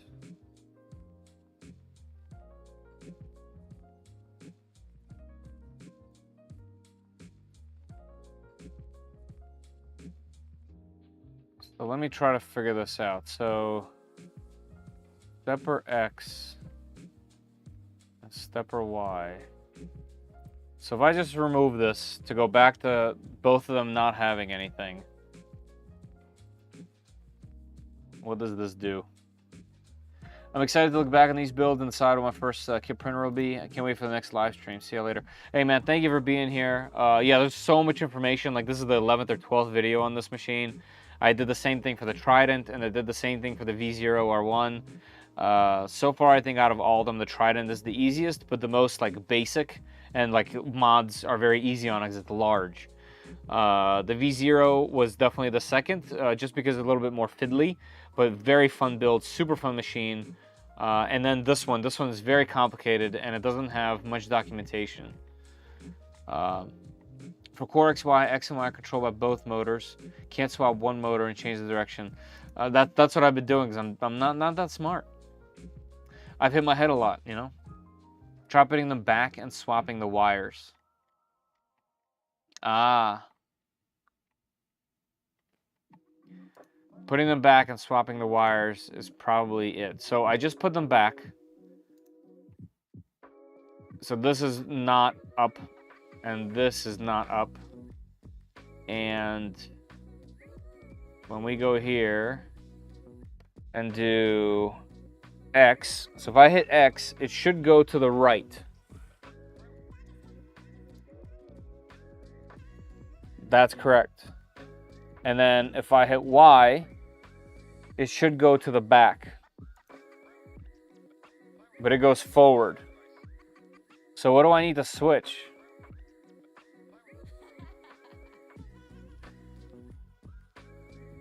Do I need to switch the actual motor wires? Because in that dock, here, let's go to printables. Whoa, it even went to the thing already? That's incredible. Over here, there was a thing. There was a, you know, we did this. This was definitely wrong. We did this. We did that. We did all this. This part right here.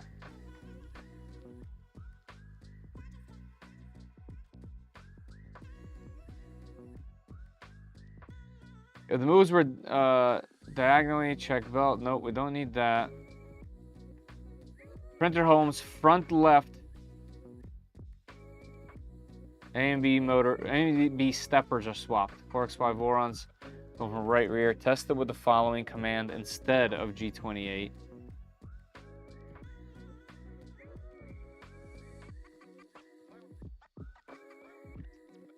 Okay, so look at the bottom portion of that image. You can avert the direction of any stepper by turning its connector 180 degrees or toggling the invert tag for the stepper in the firmware. The arrows indicate the positive direction to move the commands. So I don't want to, you know,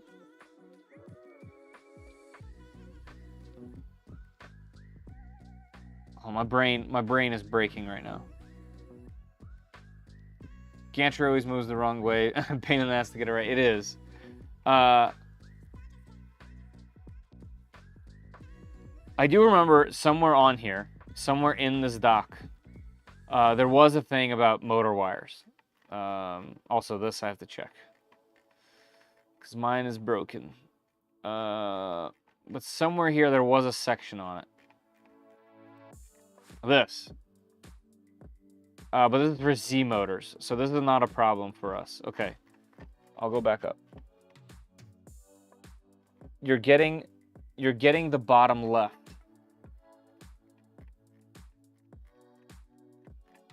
This. So I am getting this one, yes. Steppers are swapped. Swap A and B connectors. All right, we're doing it. Let me shut down. Brian, thank you for always speaking clearly in all these live streams and helping me out. Like you seem to know how to word a thing for me to understand. That's hilarious. All right, let me do a shutdown and swap these wires.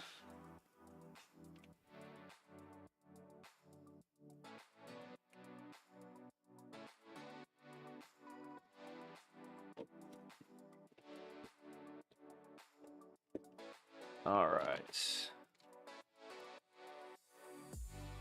All right. Swapping X and Y.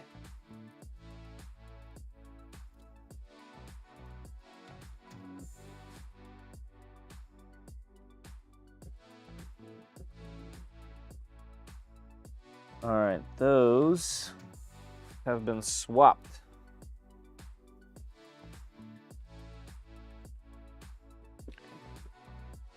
He does have amazing guides. He does. All right, motors swapped. Booting time.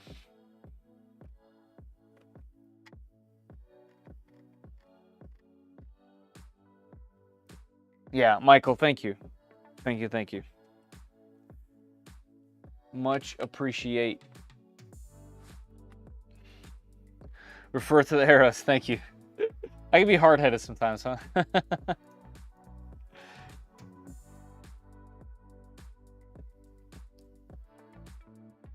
All right, there we go. Should be connected now. Moonraker. There we go. Moonraker's attempting. Bam, we should be connected now. All right. All right, let's go. So now, let's see how it works now. So X.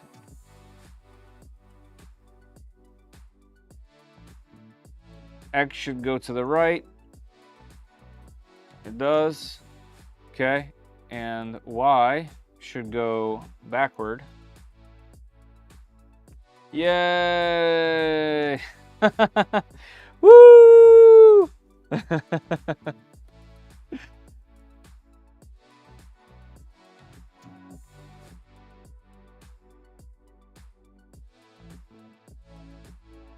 Yeah, 100%. I just came in. What's wrong? It's my brain. Everything else is fine. There is an issue with the bed heater, but that's different. Time to put the wee wee laddie bed. Oh, I thought you were trying to be cute and talk about the little wee bed. Time to put that on there. But yeah, I appreciate the good luck. Here as well. I do. Mine says on my side it says drop frame 0.0%. Says we're going at 30 frames per second. My CPU usage is 9%. Back, you froze. YouTube, what are you doing? You are back? Okay, cool. Anyways, if you home where the filament is, then you put filament where you need to go home the position then. Anyway, so if your home is where the filament is, then if you put filament where you need the home position, then it's some kind of riddle. All right, now that we're back, what I was trying to say was, I don't know where it's gonna home. I'm guessing in the center. You know, I just have a makeshift bed here for now. Let's do it.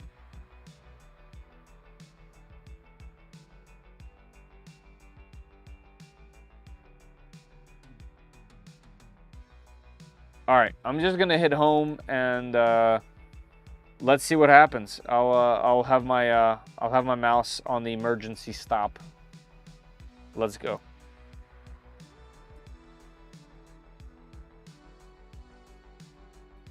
Uh-oh. We couldn't get beautiful. We need more power on the Y. We couldn't get the full. We need more strength on the Y. All right, so let's go to, whoops, yeah, it's here. Let's go to Y, and we need a lower number on here. Let's drop 5 first, right? So 57. More power, baby.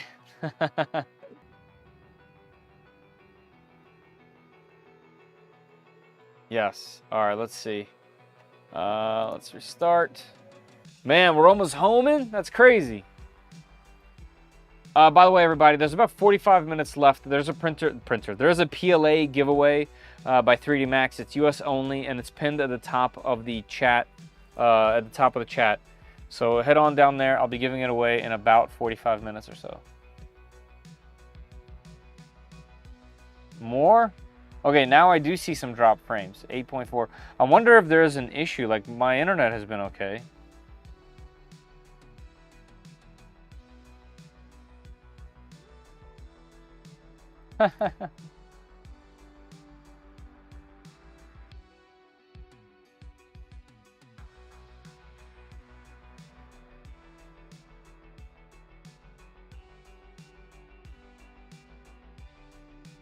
Almost time for melting plastic, right? All right, let's do it again. With 5 less, I'm gonna hit home and let's see where it goes.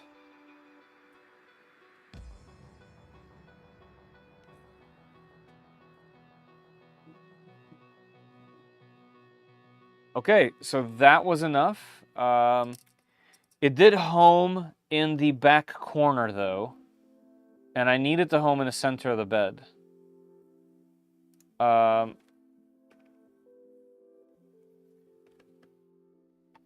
Feder, do you have a storm? No, it is clear skies.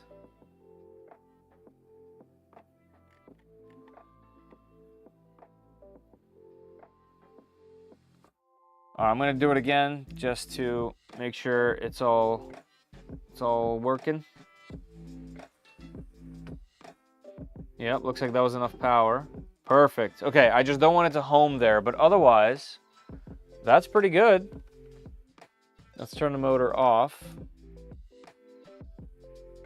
All right, so we have a majority of everything is working. Fans are working just fine. And I think they're temperature controlled, which I have to tweak because I don't see the board temperature on there. I only see the can temperature and the CB1, and those fans technically should be running when the bed is on. Check your home config. Yeah, that's what I'm gonna do next.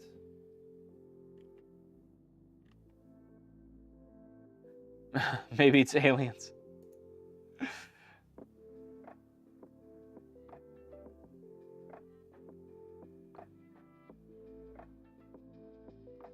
Right. No, that's all good. I'm talking about, so when it homes in that back corner, that's 0, 0. I want it to go to the middle of the bed and then do the probe.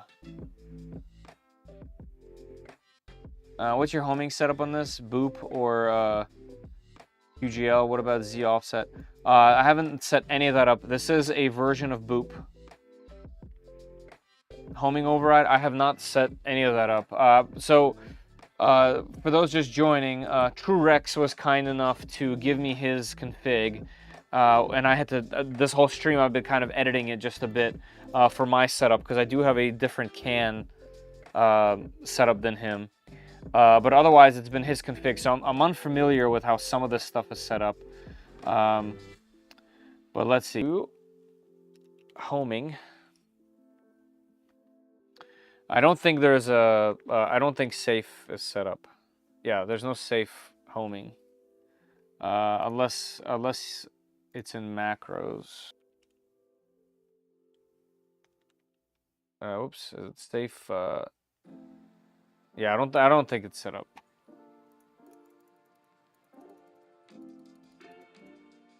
Right, it's not, yeah, it's not set up.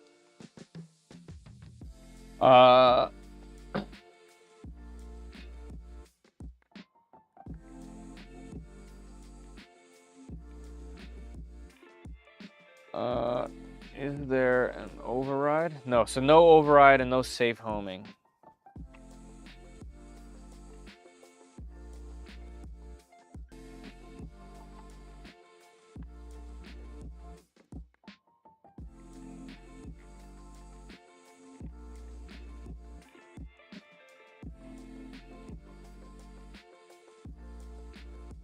I'm just wondering if there's anything written in here about it.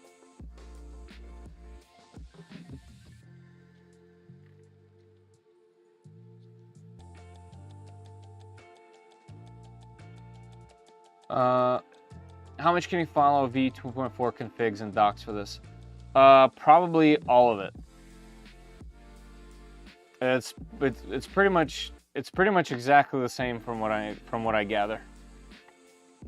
It's just smaller. Otherwise, it's a 2.4 quite literally. You keep buffering. Man, YouTube is definitely doing something. Oh yeah, I got all kinds of drop frames. Can you guys hear me okay? I'm just buffering funny.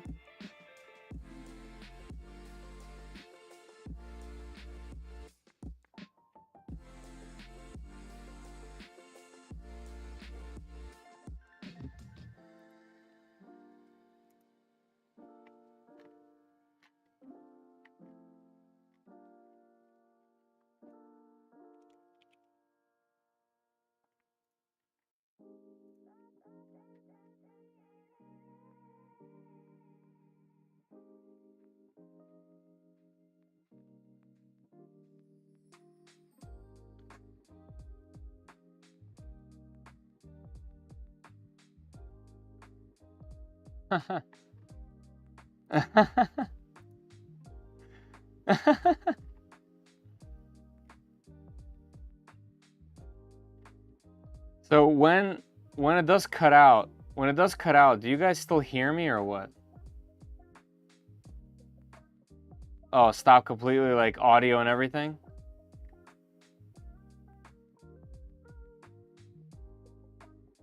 Sound good, video freeze. Okay, so at least you guys can hear me. Man. Yeah, that's unfortunate, Jeff. I'm not sure. Not sure what the heck's going on.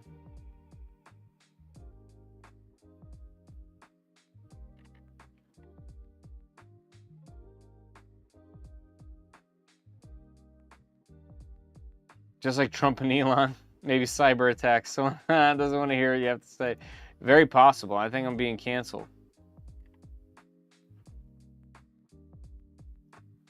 Man, I wonder what the heck.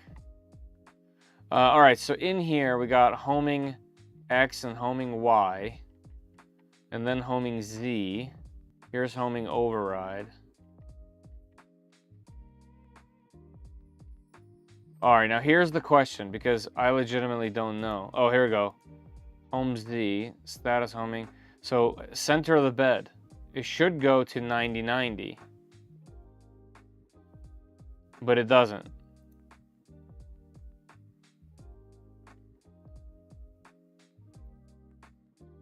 Screen pauses and we get a spinny loady circle. Oh man.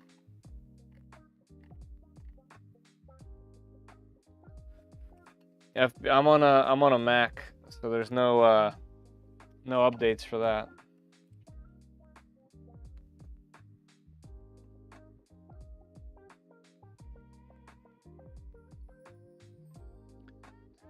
Dang, dang, dang. Sorry, everybody. I'm not sure what's going on. I wish I had any kind of control over it or can help it in some way.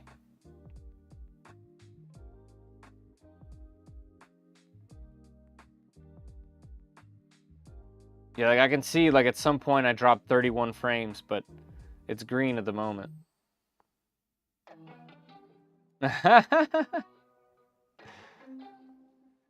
It's very possible. You need to add save Z home. It's not in homing override. Justin, can you point me in the right direction? Like, if you're on the Discord, I made a new channel called Livestream Chat. If you could drop me a link that I can follow, that would be amazing, because I have no idea. Look at Discord messages. All right, I got Discord in front of me.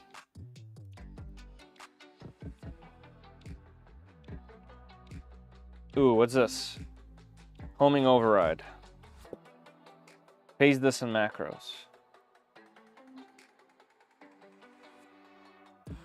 You're the man. Thank you. All right, I will paste this under here, homing override.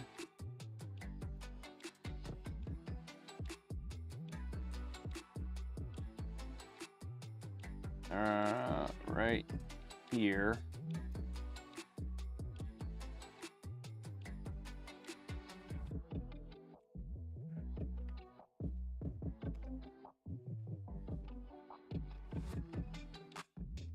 Home Y, home X.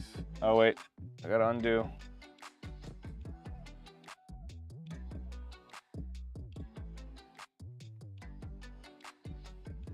Undo.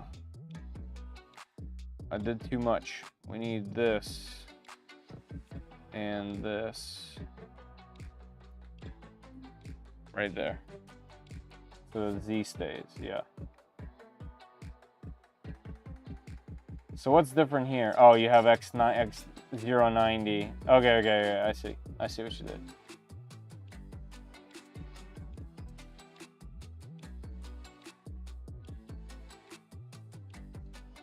Okay, cool. All right, let's give it a whirl.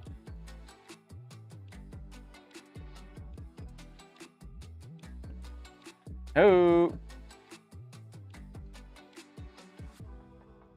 Just wait a second. Give Stallguard time.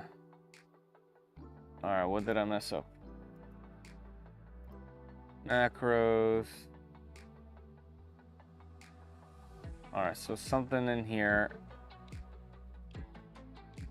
This.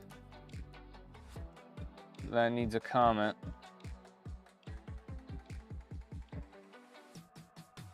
And it needs a tab. Save and restart.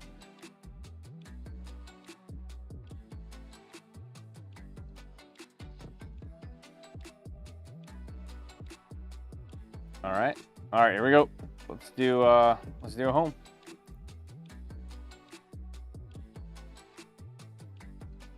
Yep. Nope. Still centered in the back. I mean, it's still homed in the back.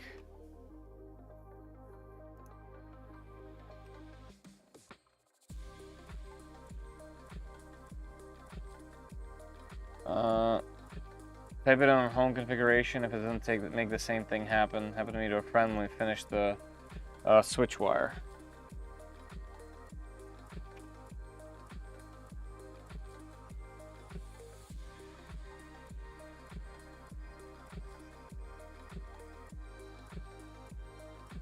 So it needs to be put after this, right? It does this, it does this. It needs to be here. It needs to, before homing the Z, it needs to move to the center, right?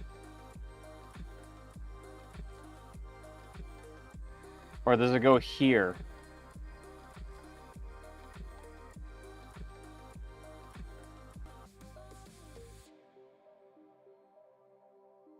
So homing override, X, Y, then Z. It needs to go here, right? I can't post in the Discord yet, but I included the save Z home text above. Oh, you did? Oh, here it is.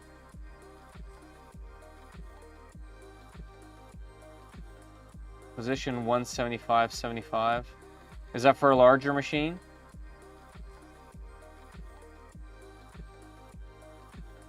Is the macros included in the printer? Yes, it is. Yes.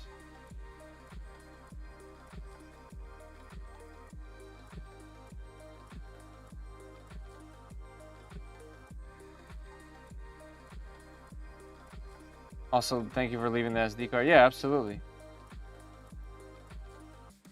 All right, so I'm going to add that here.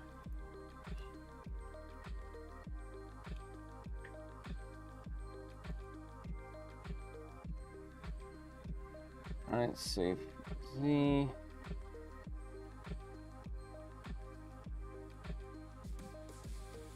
Home position. Then we have speed.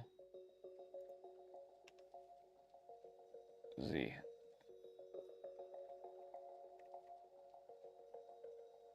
Yeah, so 170, this should be 90.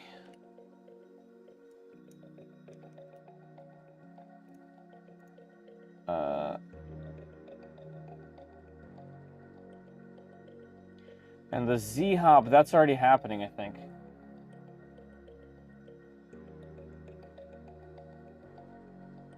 Should I keep it in there, like even though it does it? Like it's gonna do it anyway. Also, can you have homing override and save Z home at the same time? I thought like you could only have one of these.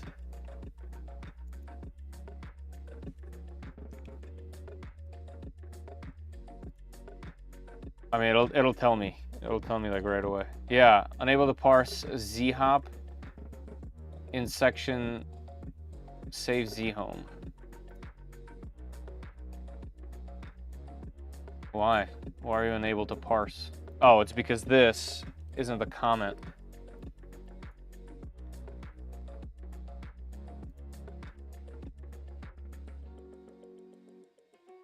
Yep, there you go. They cannot work simultaneously. Okay, so let me uncomment, or let me comment out this.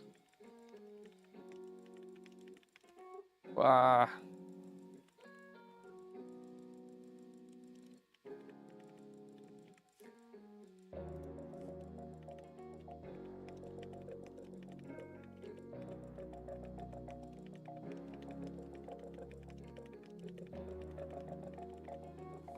right, let's do that.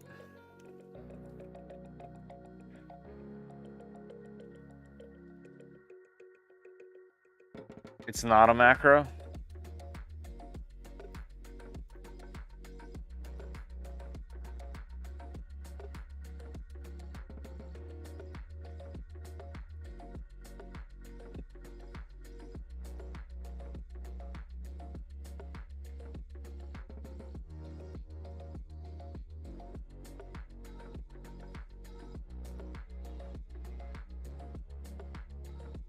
Let's put it under here.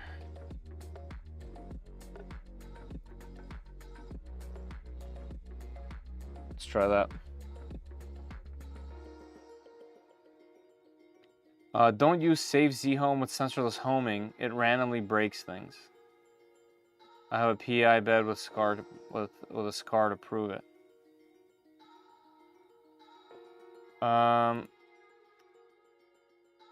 Man, I wish I knew better. I just don't know.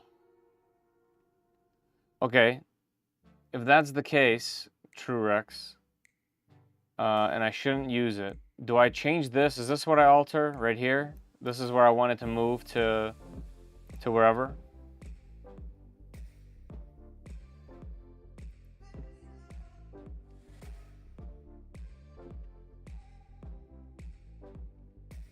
let me try something.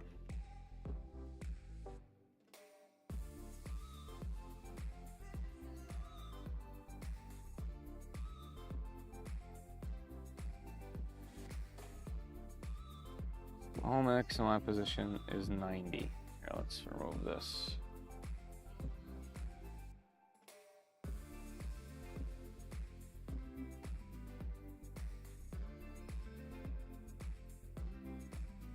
Good call.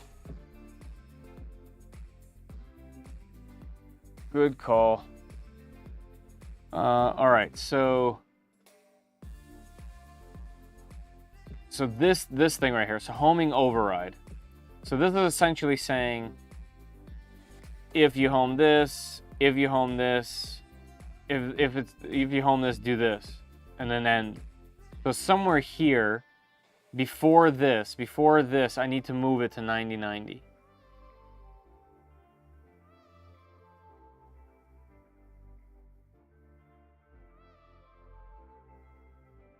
So like, it should say, this should say G1, X90, Y90, F1000, if I understand this. Like, right? Can anyone confirm that it should be this? Right here? Is that my is that correct? Help me understand. Help me understand. Why can't I grasp this? We're back to dropping all frames.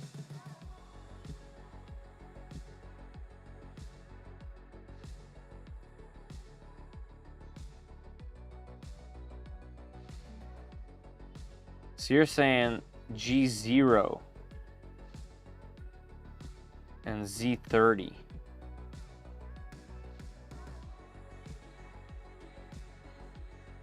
No, Nigel. I think I'm dropping all my frames at the moment. 90 is the top right-hand corner.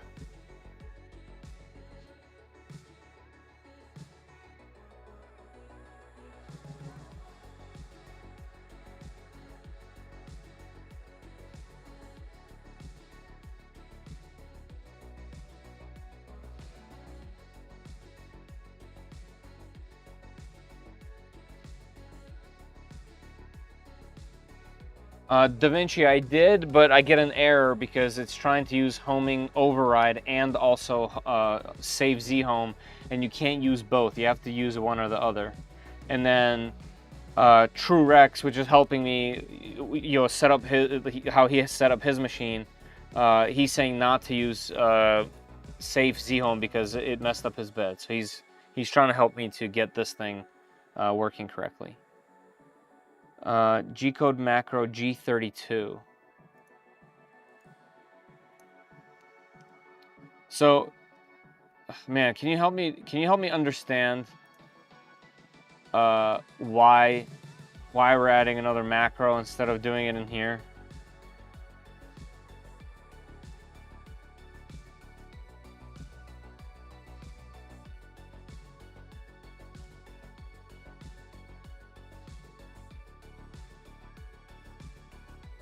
It appears that YouTube is taking the U out of the tube. Yeah, I don't know what's going on.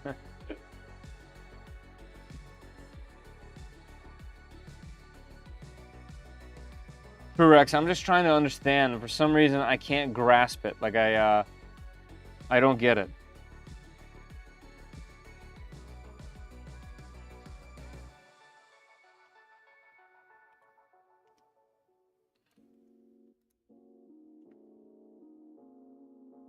If you're going to go with that, G90 first to set absolute coordinates. Oh, you mean what I was doing earlier? You can replace that section.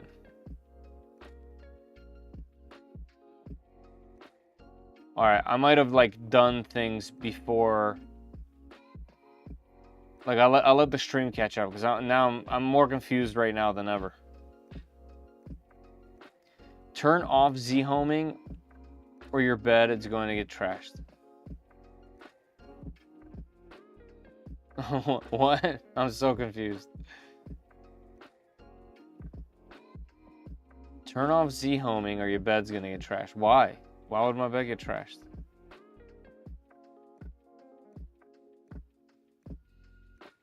You mean save Z-homing. That's off.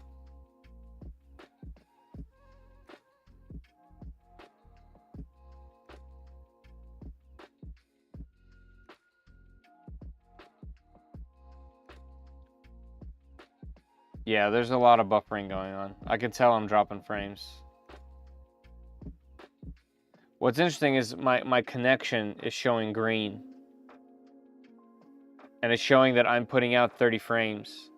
But it's also saying that I'm dropping 18% of the frames.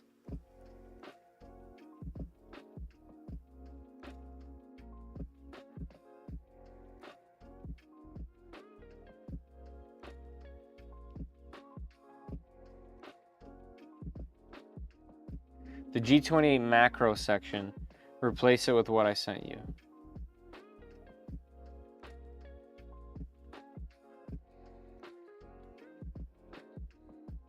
So you're saying remove, like, replace this.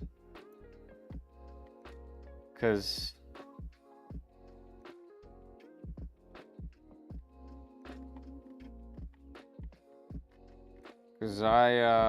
oh, G32 up here.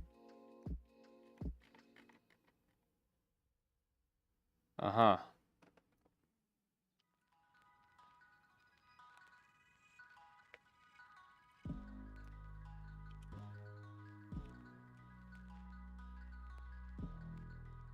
This section.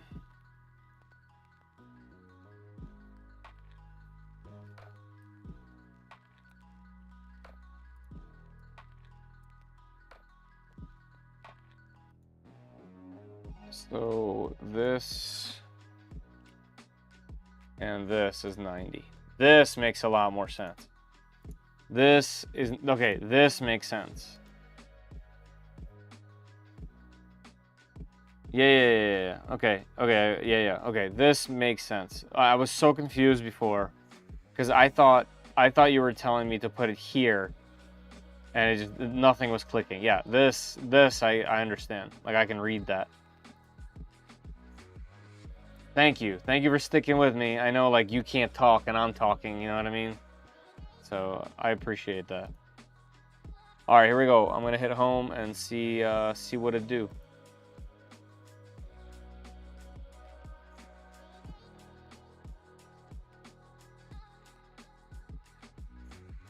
No, it hates me.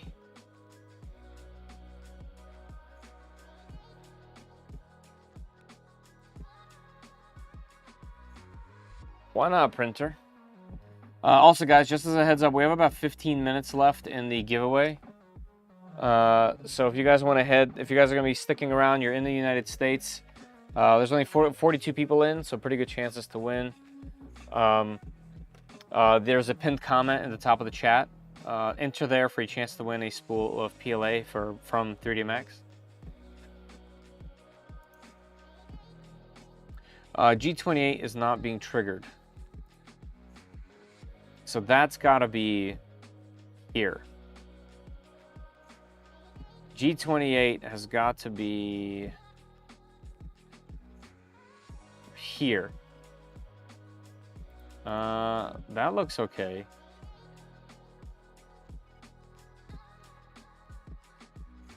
G32.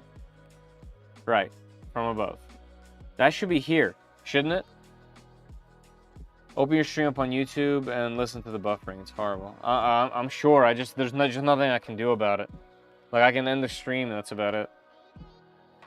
Like, unfortunately, with YouTube, you can't just, like, pause or do anything. If you stop the stream in any way, it ends the entire stream.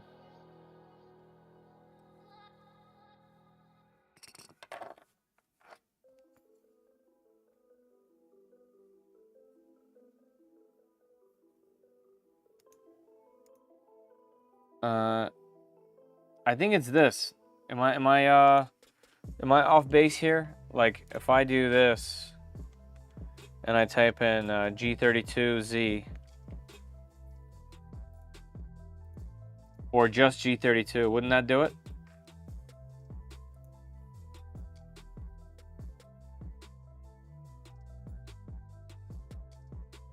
It said I lost membership. Looks like on my screen you still have it. You have the icon by your name.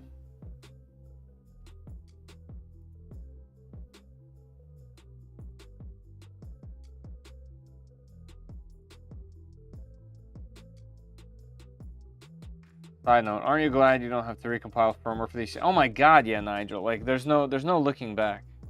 There's no going back. This is definitely the way. I used to do it. I used to do it all the time when I had my custom printer that I was working on in Marlin. It was crazy. Like I had to do so much. Hey Chuck. Nah, Chuck, I can tell on my end it's definitely dropping frames. What's interesting is it says that my connection is green and all the way. And it says that I'm outputting 30 frames, but then it's also saying that I'm dropping frames. Like right now I'm dropping 8% frames. Add it under if home all Z under 28. Right, that's where I put it, right? Oh, you're saying keep this G28, but then do G32. Hey, Nuno.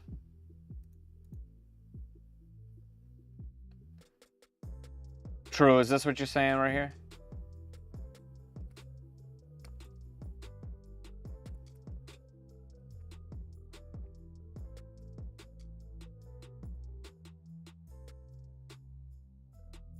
Correct. All right, cool. All right, because we haven't even done quad gantry leveling yet.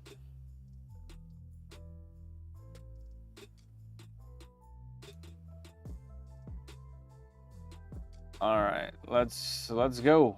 Let's do it.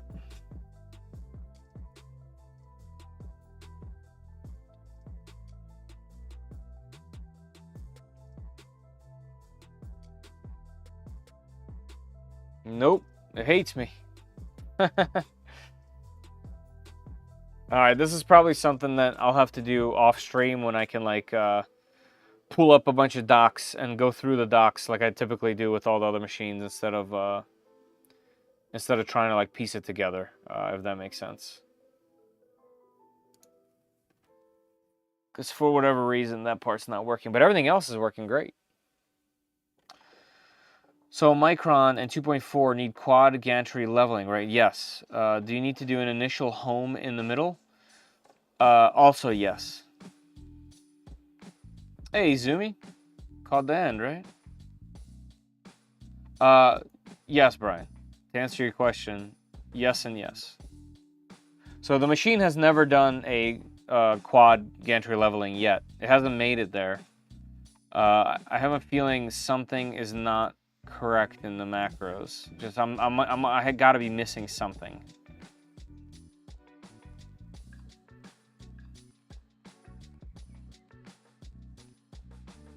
So this didn't do it for whatever reason.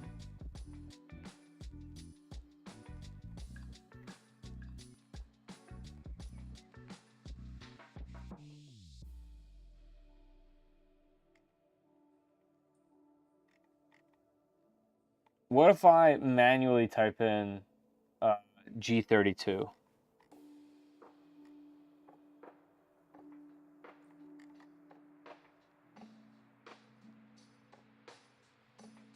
Also, for quad gantry leveling, shouldn't there be 4 points of where it needs to go to level? Would that be in the printer config?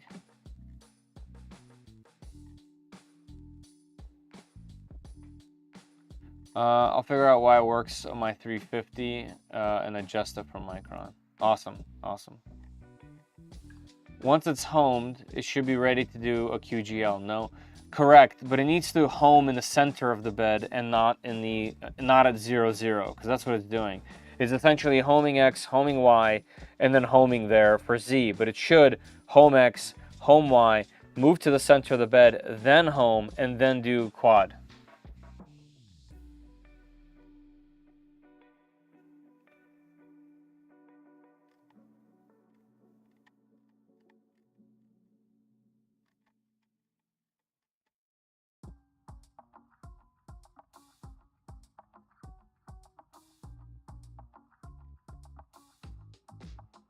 Hey, Renovic, how you doing? QGL doesn't care where it starts. I just thought that that was the right procedure. But like I said, I have never had a 2.4, so I don't know. It's my first experience with flying gantry. Yeah, everything else I have is the Trident style. It's a big secret. You're going to have to wait. Zumi, here's the clue. You see it back there? That's the clue.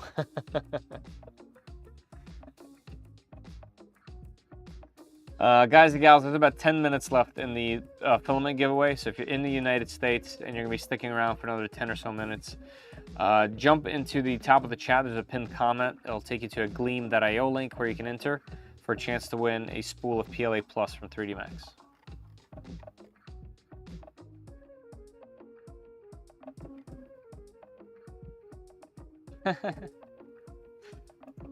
Be scared. I do, yeah. I just recently printed on it. It's in this corner over here where you can't see because there's shelving blocking it. How does this compare to other popular printers, Bamboo, Prusa, Creality? That's a great example, great question. This particular printer, much like all the other Vorons, are completely custom and modular. You can do whatever you want with them. They're completely open source, and you have full control over any of the components. The downside is what you're seeing now. You have to build it. It takes a long time. You have to do all the wiring, and then you have to do some level of making sure all the programming is working, all the pins are correct, all that stuff. So it's a really fun project, more so than a printer that you buy to print, if that makes sense. Obviously, because you have full control over this thing and you can tune it however you'd like, you can make it do incredible things. My Trident is one of my best current machines. My V0.2 is one of my best current machines in terms of quality, in terms of speed. This one in particular, I'm building it in a slightly different way where the tool head completely comes off. And what I'm going to do is I'm going to have 4 of them, and they're going to be completely separately hanging with docks.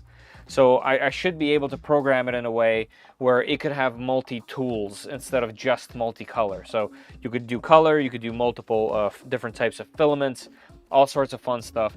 So to answer your question directly, is these type of machines are for people that want to build their own.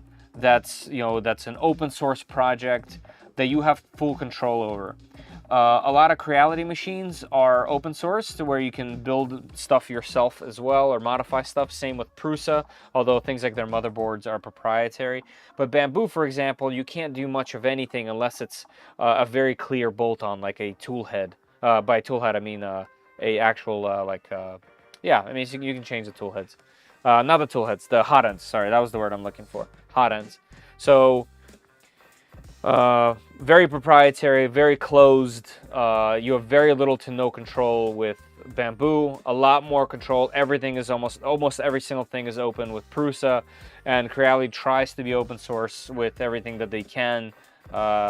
Pretty much, actually, pretty similar to how Prusa is nowadays. But Prusa is the king of open source at the moment. But this is, you build it yourself.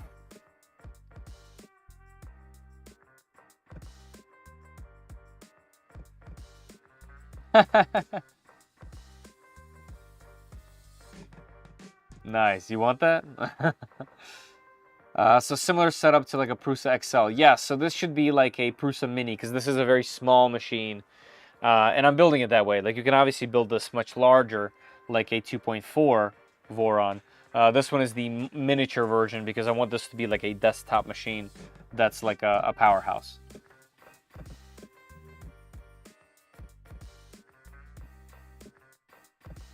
Yep, exactly. And exactly. Yep. Yeah, you literally can just do whatever you want. Like, the Vorons are as good as you. Like, if I do a really bad job at tuning this thing, it's gonna be a really bad printer. If I do a really good job tuning it, it's gonna be a ridiculous printer. Like, that's just how it works, you know?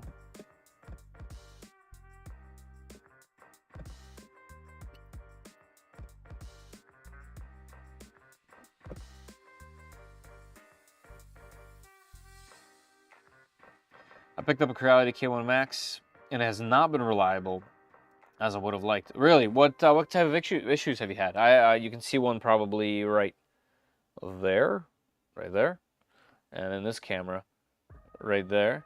So this is a K1 Max. This is a K1. This is a Bamboo X1 Carbon. Back here, right behind the chat, there is a A1 Mini. This is a Voron Trident.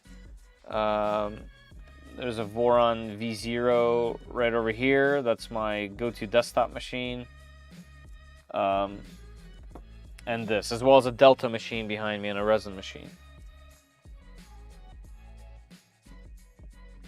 So I have a K1C. What slice would you suggest? I've been using... Yeah, okay. So I also have a K1C. I use it all the time. I just recently used it to print this case for my macro design. I would use Orca Slicer. Orca Slicer has really great built-in... It's so much better than the Creality Slicer. There's no comparison. I would download Orca Slicer.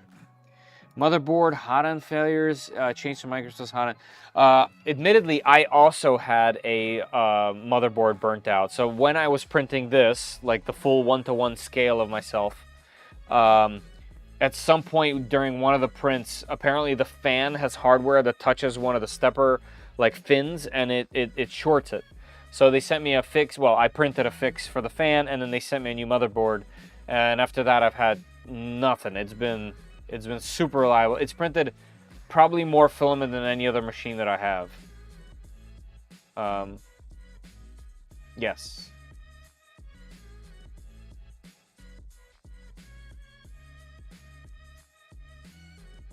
Yeah, it definitely won't work, yeah.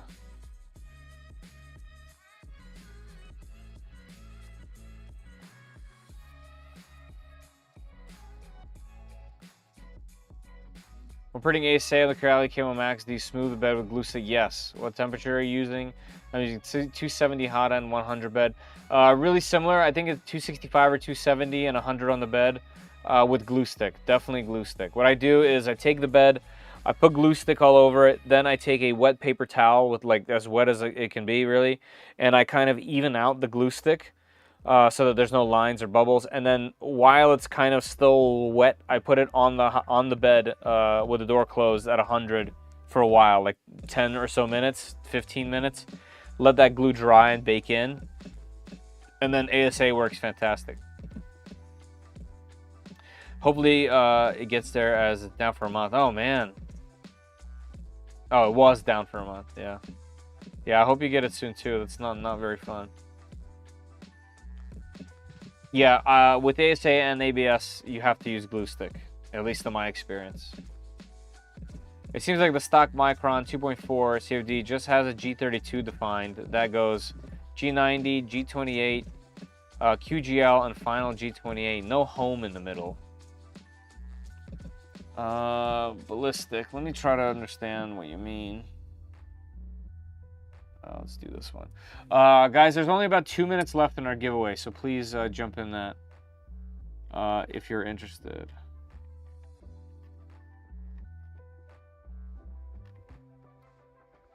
What are we talking about here?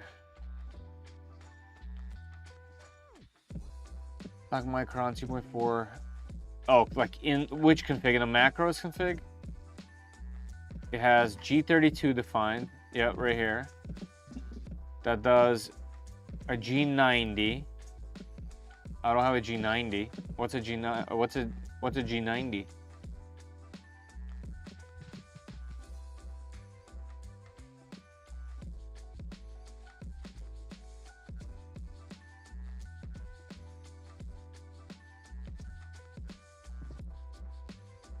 Oh, G90 sets the right. Okay, so let's do that. I'll add a G90. Then it will clear the mesh. Quad gantry. Wait, so G28. Then we need to do a quad gantry level, which isn't here. It just says this, but there's nothing there. Aha. Okay. So we're finding some holes in this. So we need something between. We need the quad gantry leveling in here, and a final G28. So we need something here.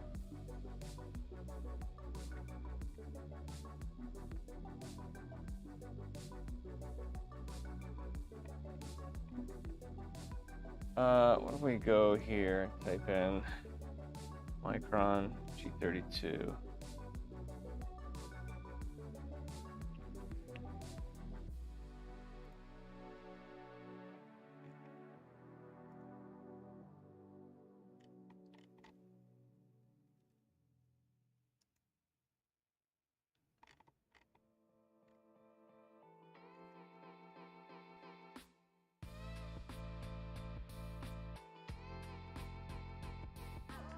Okay, let me see here. So that's Park. We don't need that. Print this. Nothing. Nothing here. Right here. So it's literally this.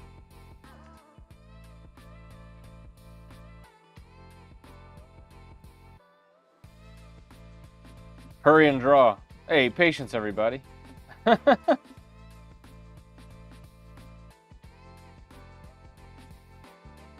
It looks like my connection's in the red, and I'm just dropping frames.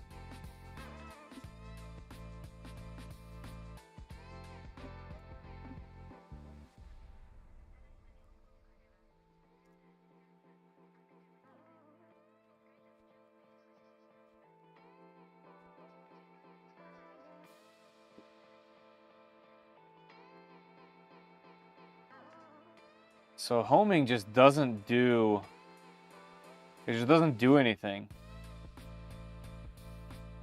Homing does a G28. I needed to do a G32. What if I just type in G32? Oh, I noticed.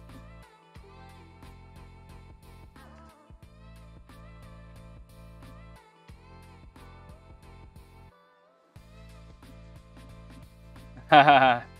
No, there isn't. This has definitely happened before, though. Like, I've had 1 or 2 streams that were like this. Let's turn off the motors.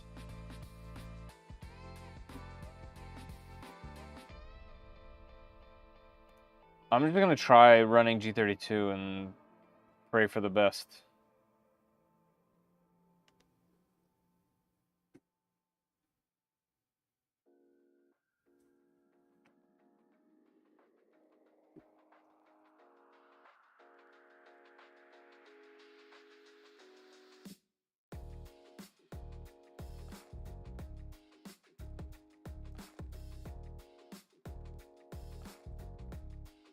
Okay.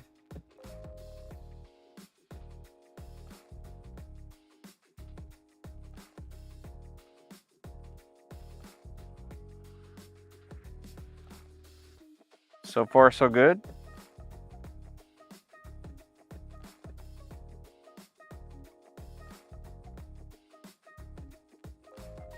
Don't forget this bed is much larger than the actual bed. I just have it laying on top of there, so it doesn't ruin a good sheet.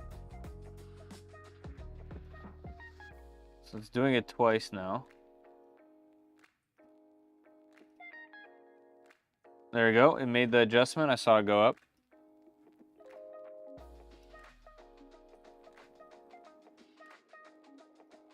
How many times is it going to do it? This is, probably doesn't need to do it this many times as long as it's measuring okay.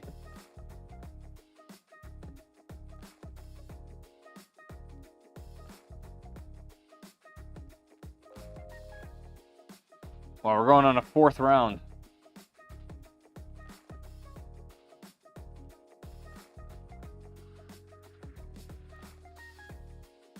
Yeah, I mean, it looks like all this needs to be adjusted to some degree. Exceed the tolerances. It's exceeding the tolerances constantly.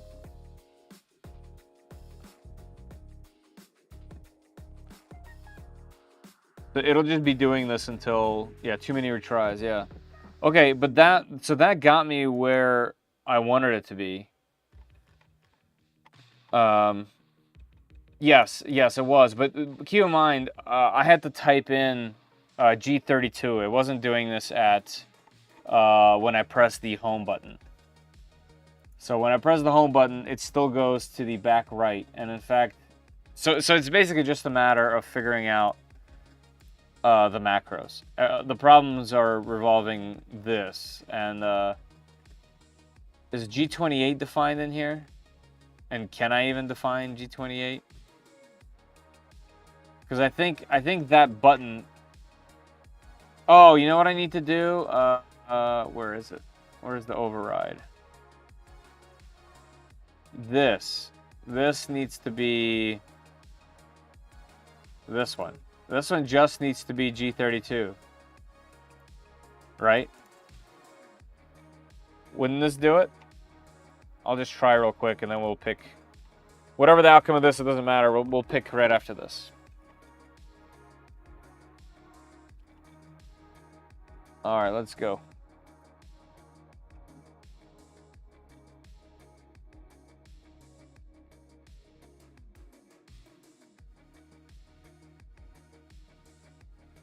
No. So that override... Okay, so the override's not working. Okay, so at least there's a direction. Alright, let me do the giveaway. Then we'll do a recap for everything that's happened. And go from there. Alright, let's roll. Let's go to this. Alright, everybody. You guys ready? Let's see how many of you guys are in there. 47 folks. This thing's not focusing. There we go. Alright, I'm going to go to my other screen. Let's go to winners. We're going to hit draw a winner. I'm going to draw one.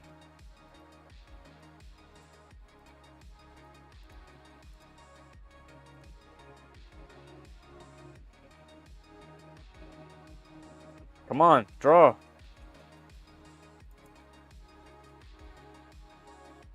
I wonder what's going on with my internet. Maybe it's my internet this whole time. Alright, we got a winner. Did you answer the question? Yes. Your answer was my sanity. Are you in the United States? Yes. Announce with avatar. Announce the winner. Boom. We got Martin R. Martin R. Congratulations on your win. Are you in the chat? Martin R. Yes, but the tolerances you can adjust. I still had the tri motor leveling on the Trident, so I have a bunch of experience with that.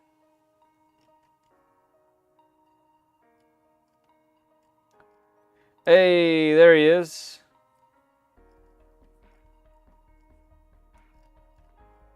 Martin, congratulations on your win. Here's the instructions. I'm sure you probably already know, but head over to the 3D Max website and go ahead and find yourself a PLA Plus. Nothing special, but the regular PLA Pluses that they have. Find one that's currently in stock, okay? And you need to send me an email with your full name, your shipping address, and your choice of PLA Plus. Okay, those three things. Your full name, your shipping address, and your choice of PLA Plus that's in stock.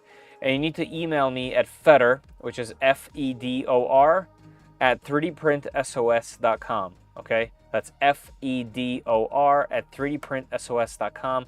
You can always find that email address on the About section of my YouTube channel. All right, let me know in the chat that you got those instructions. If you have any questions, let me know now.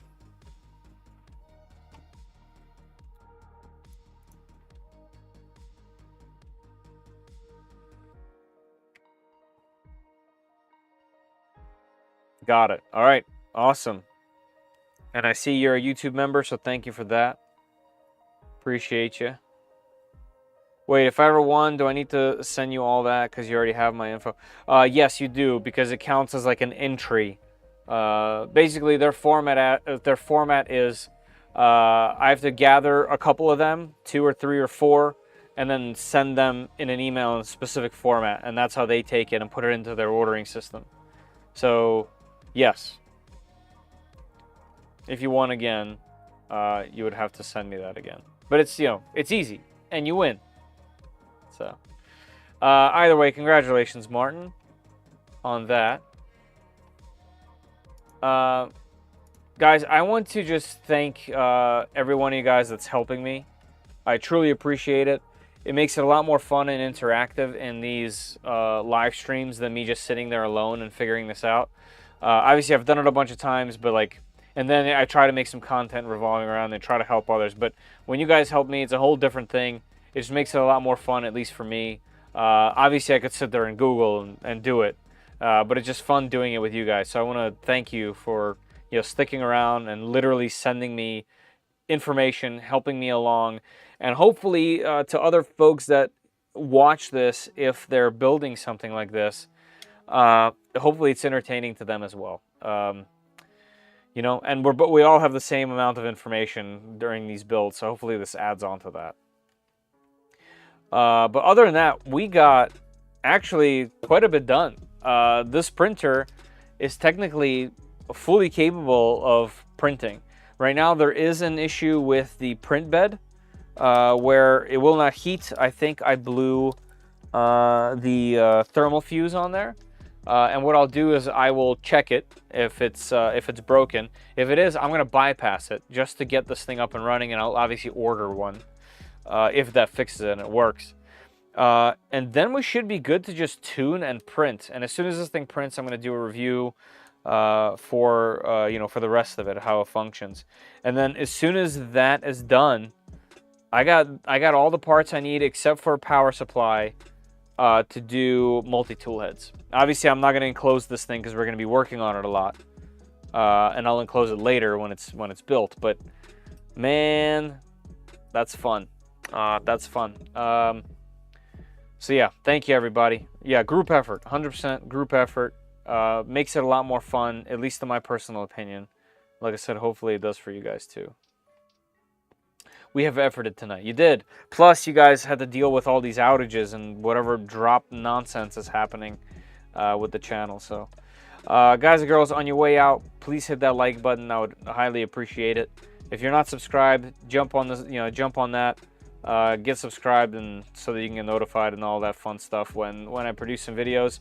I'm gonna get off of here now because I want to launch a video tonight. It won't go to the main channel. It's going to go to the Patreon members and all YouTube members for 2 days. So if we're doing tonight, that'll be Thursday, Friday. That means Saturday morning this video will go up, okay? So I wanna jump off just so I can get that done. But a special thank you to TrueWorks. Thank you for trying to get me up and running. Obviously appreciate it. TrueRex, sorry. TrueRex. Thank you for those that donated as well. Obviously appreciate that tremendously. Yeah, Brian, good to see you in here as well. Justin, thank you. There was more. I don't remember the name because I remember this negative interference on Discord. Thank you as well, obviously sending me resources. Okay, everybody, I'm gonna call it here so I can get you guys the video that I've been working on. That's a fun one. It's about the keyboard that I have in front of me. Really fun one, and I printed some cool keycaps and whatnot, so there's your surprise for that. All right, everybody, thank you for sticking around. I'll see you guys next Wednesday, and if not, I'll see you guys on Saturday in a video. All right, everybody, have a good night. Thank you very much. Appreciate you.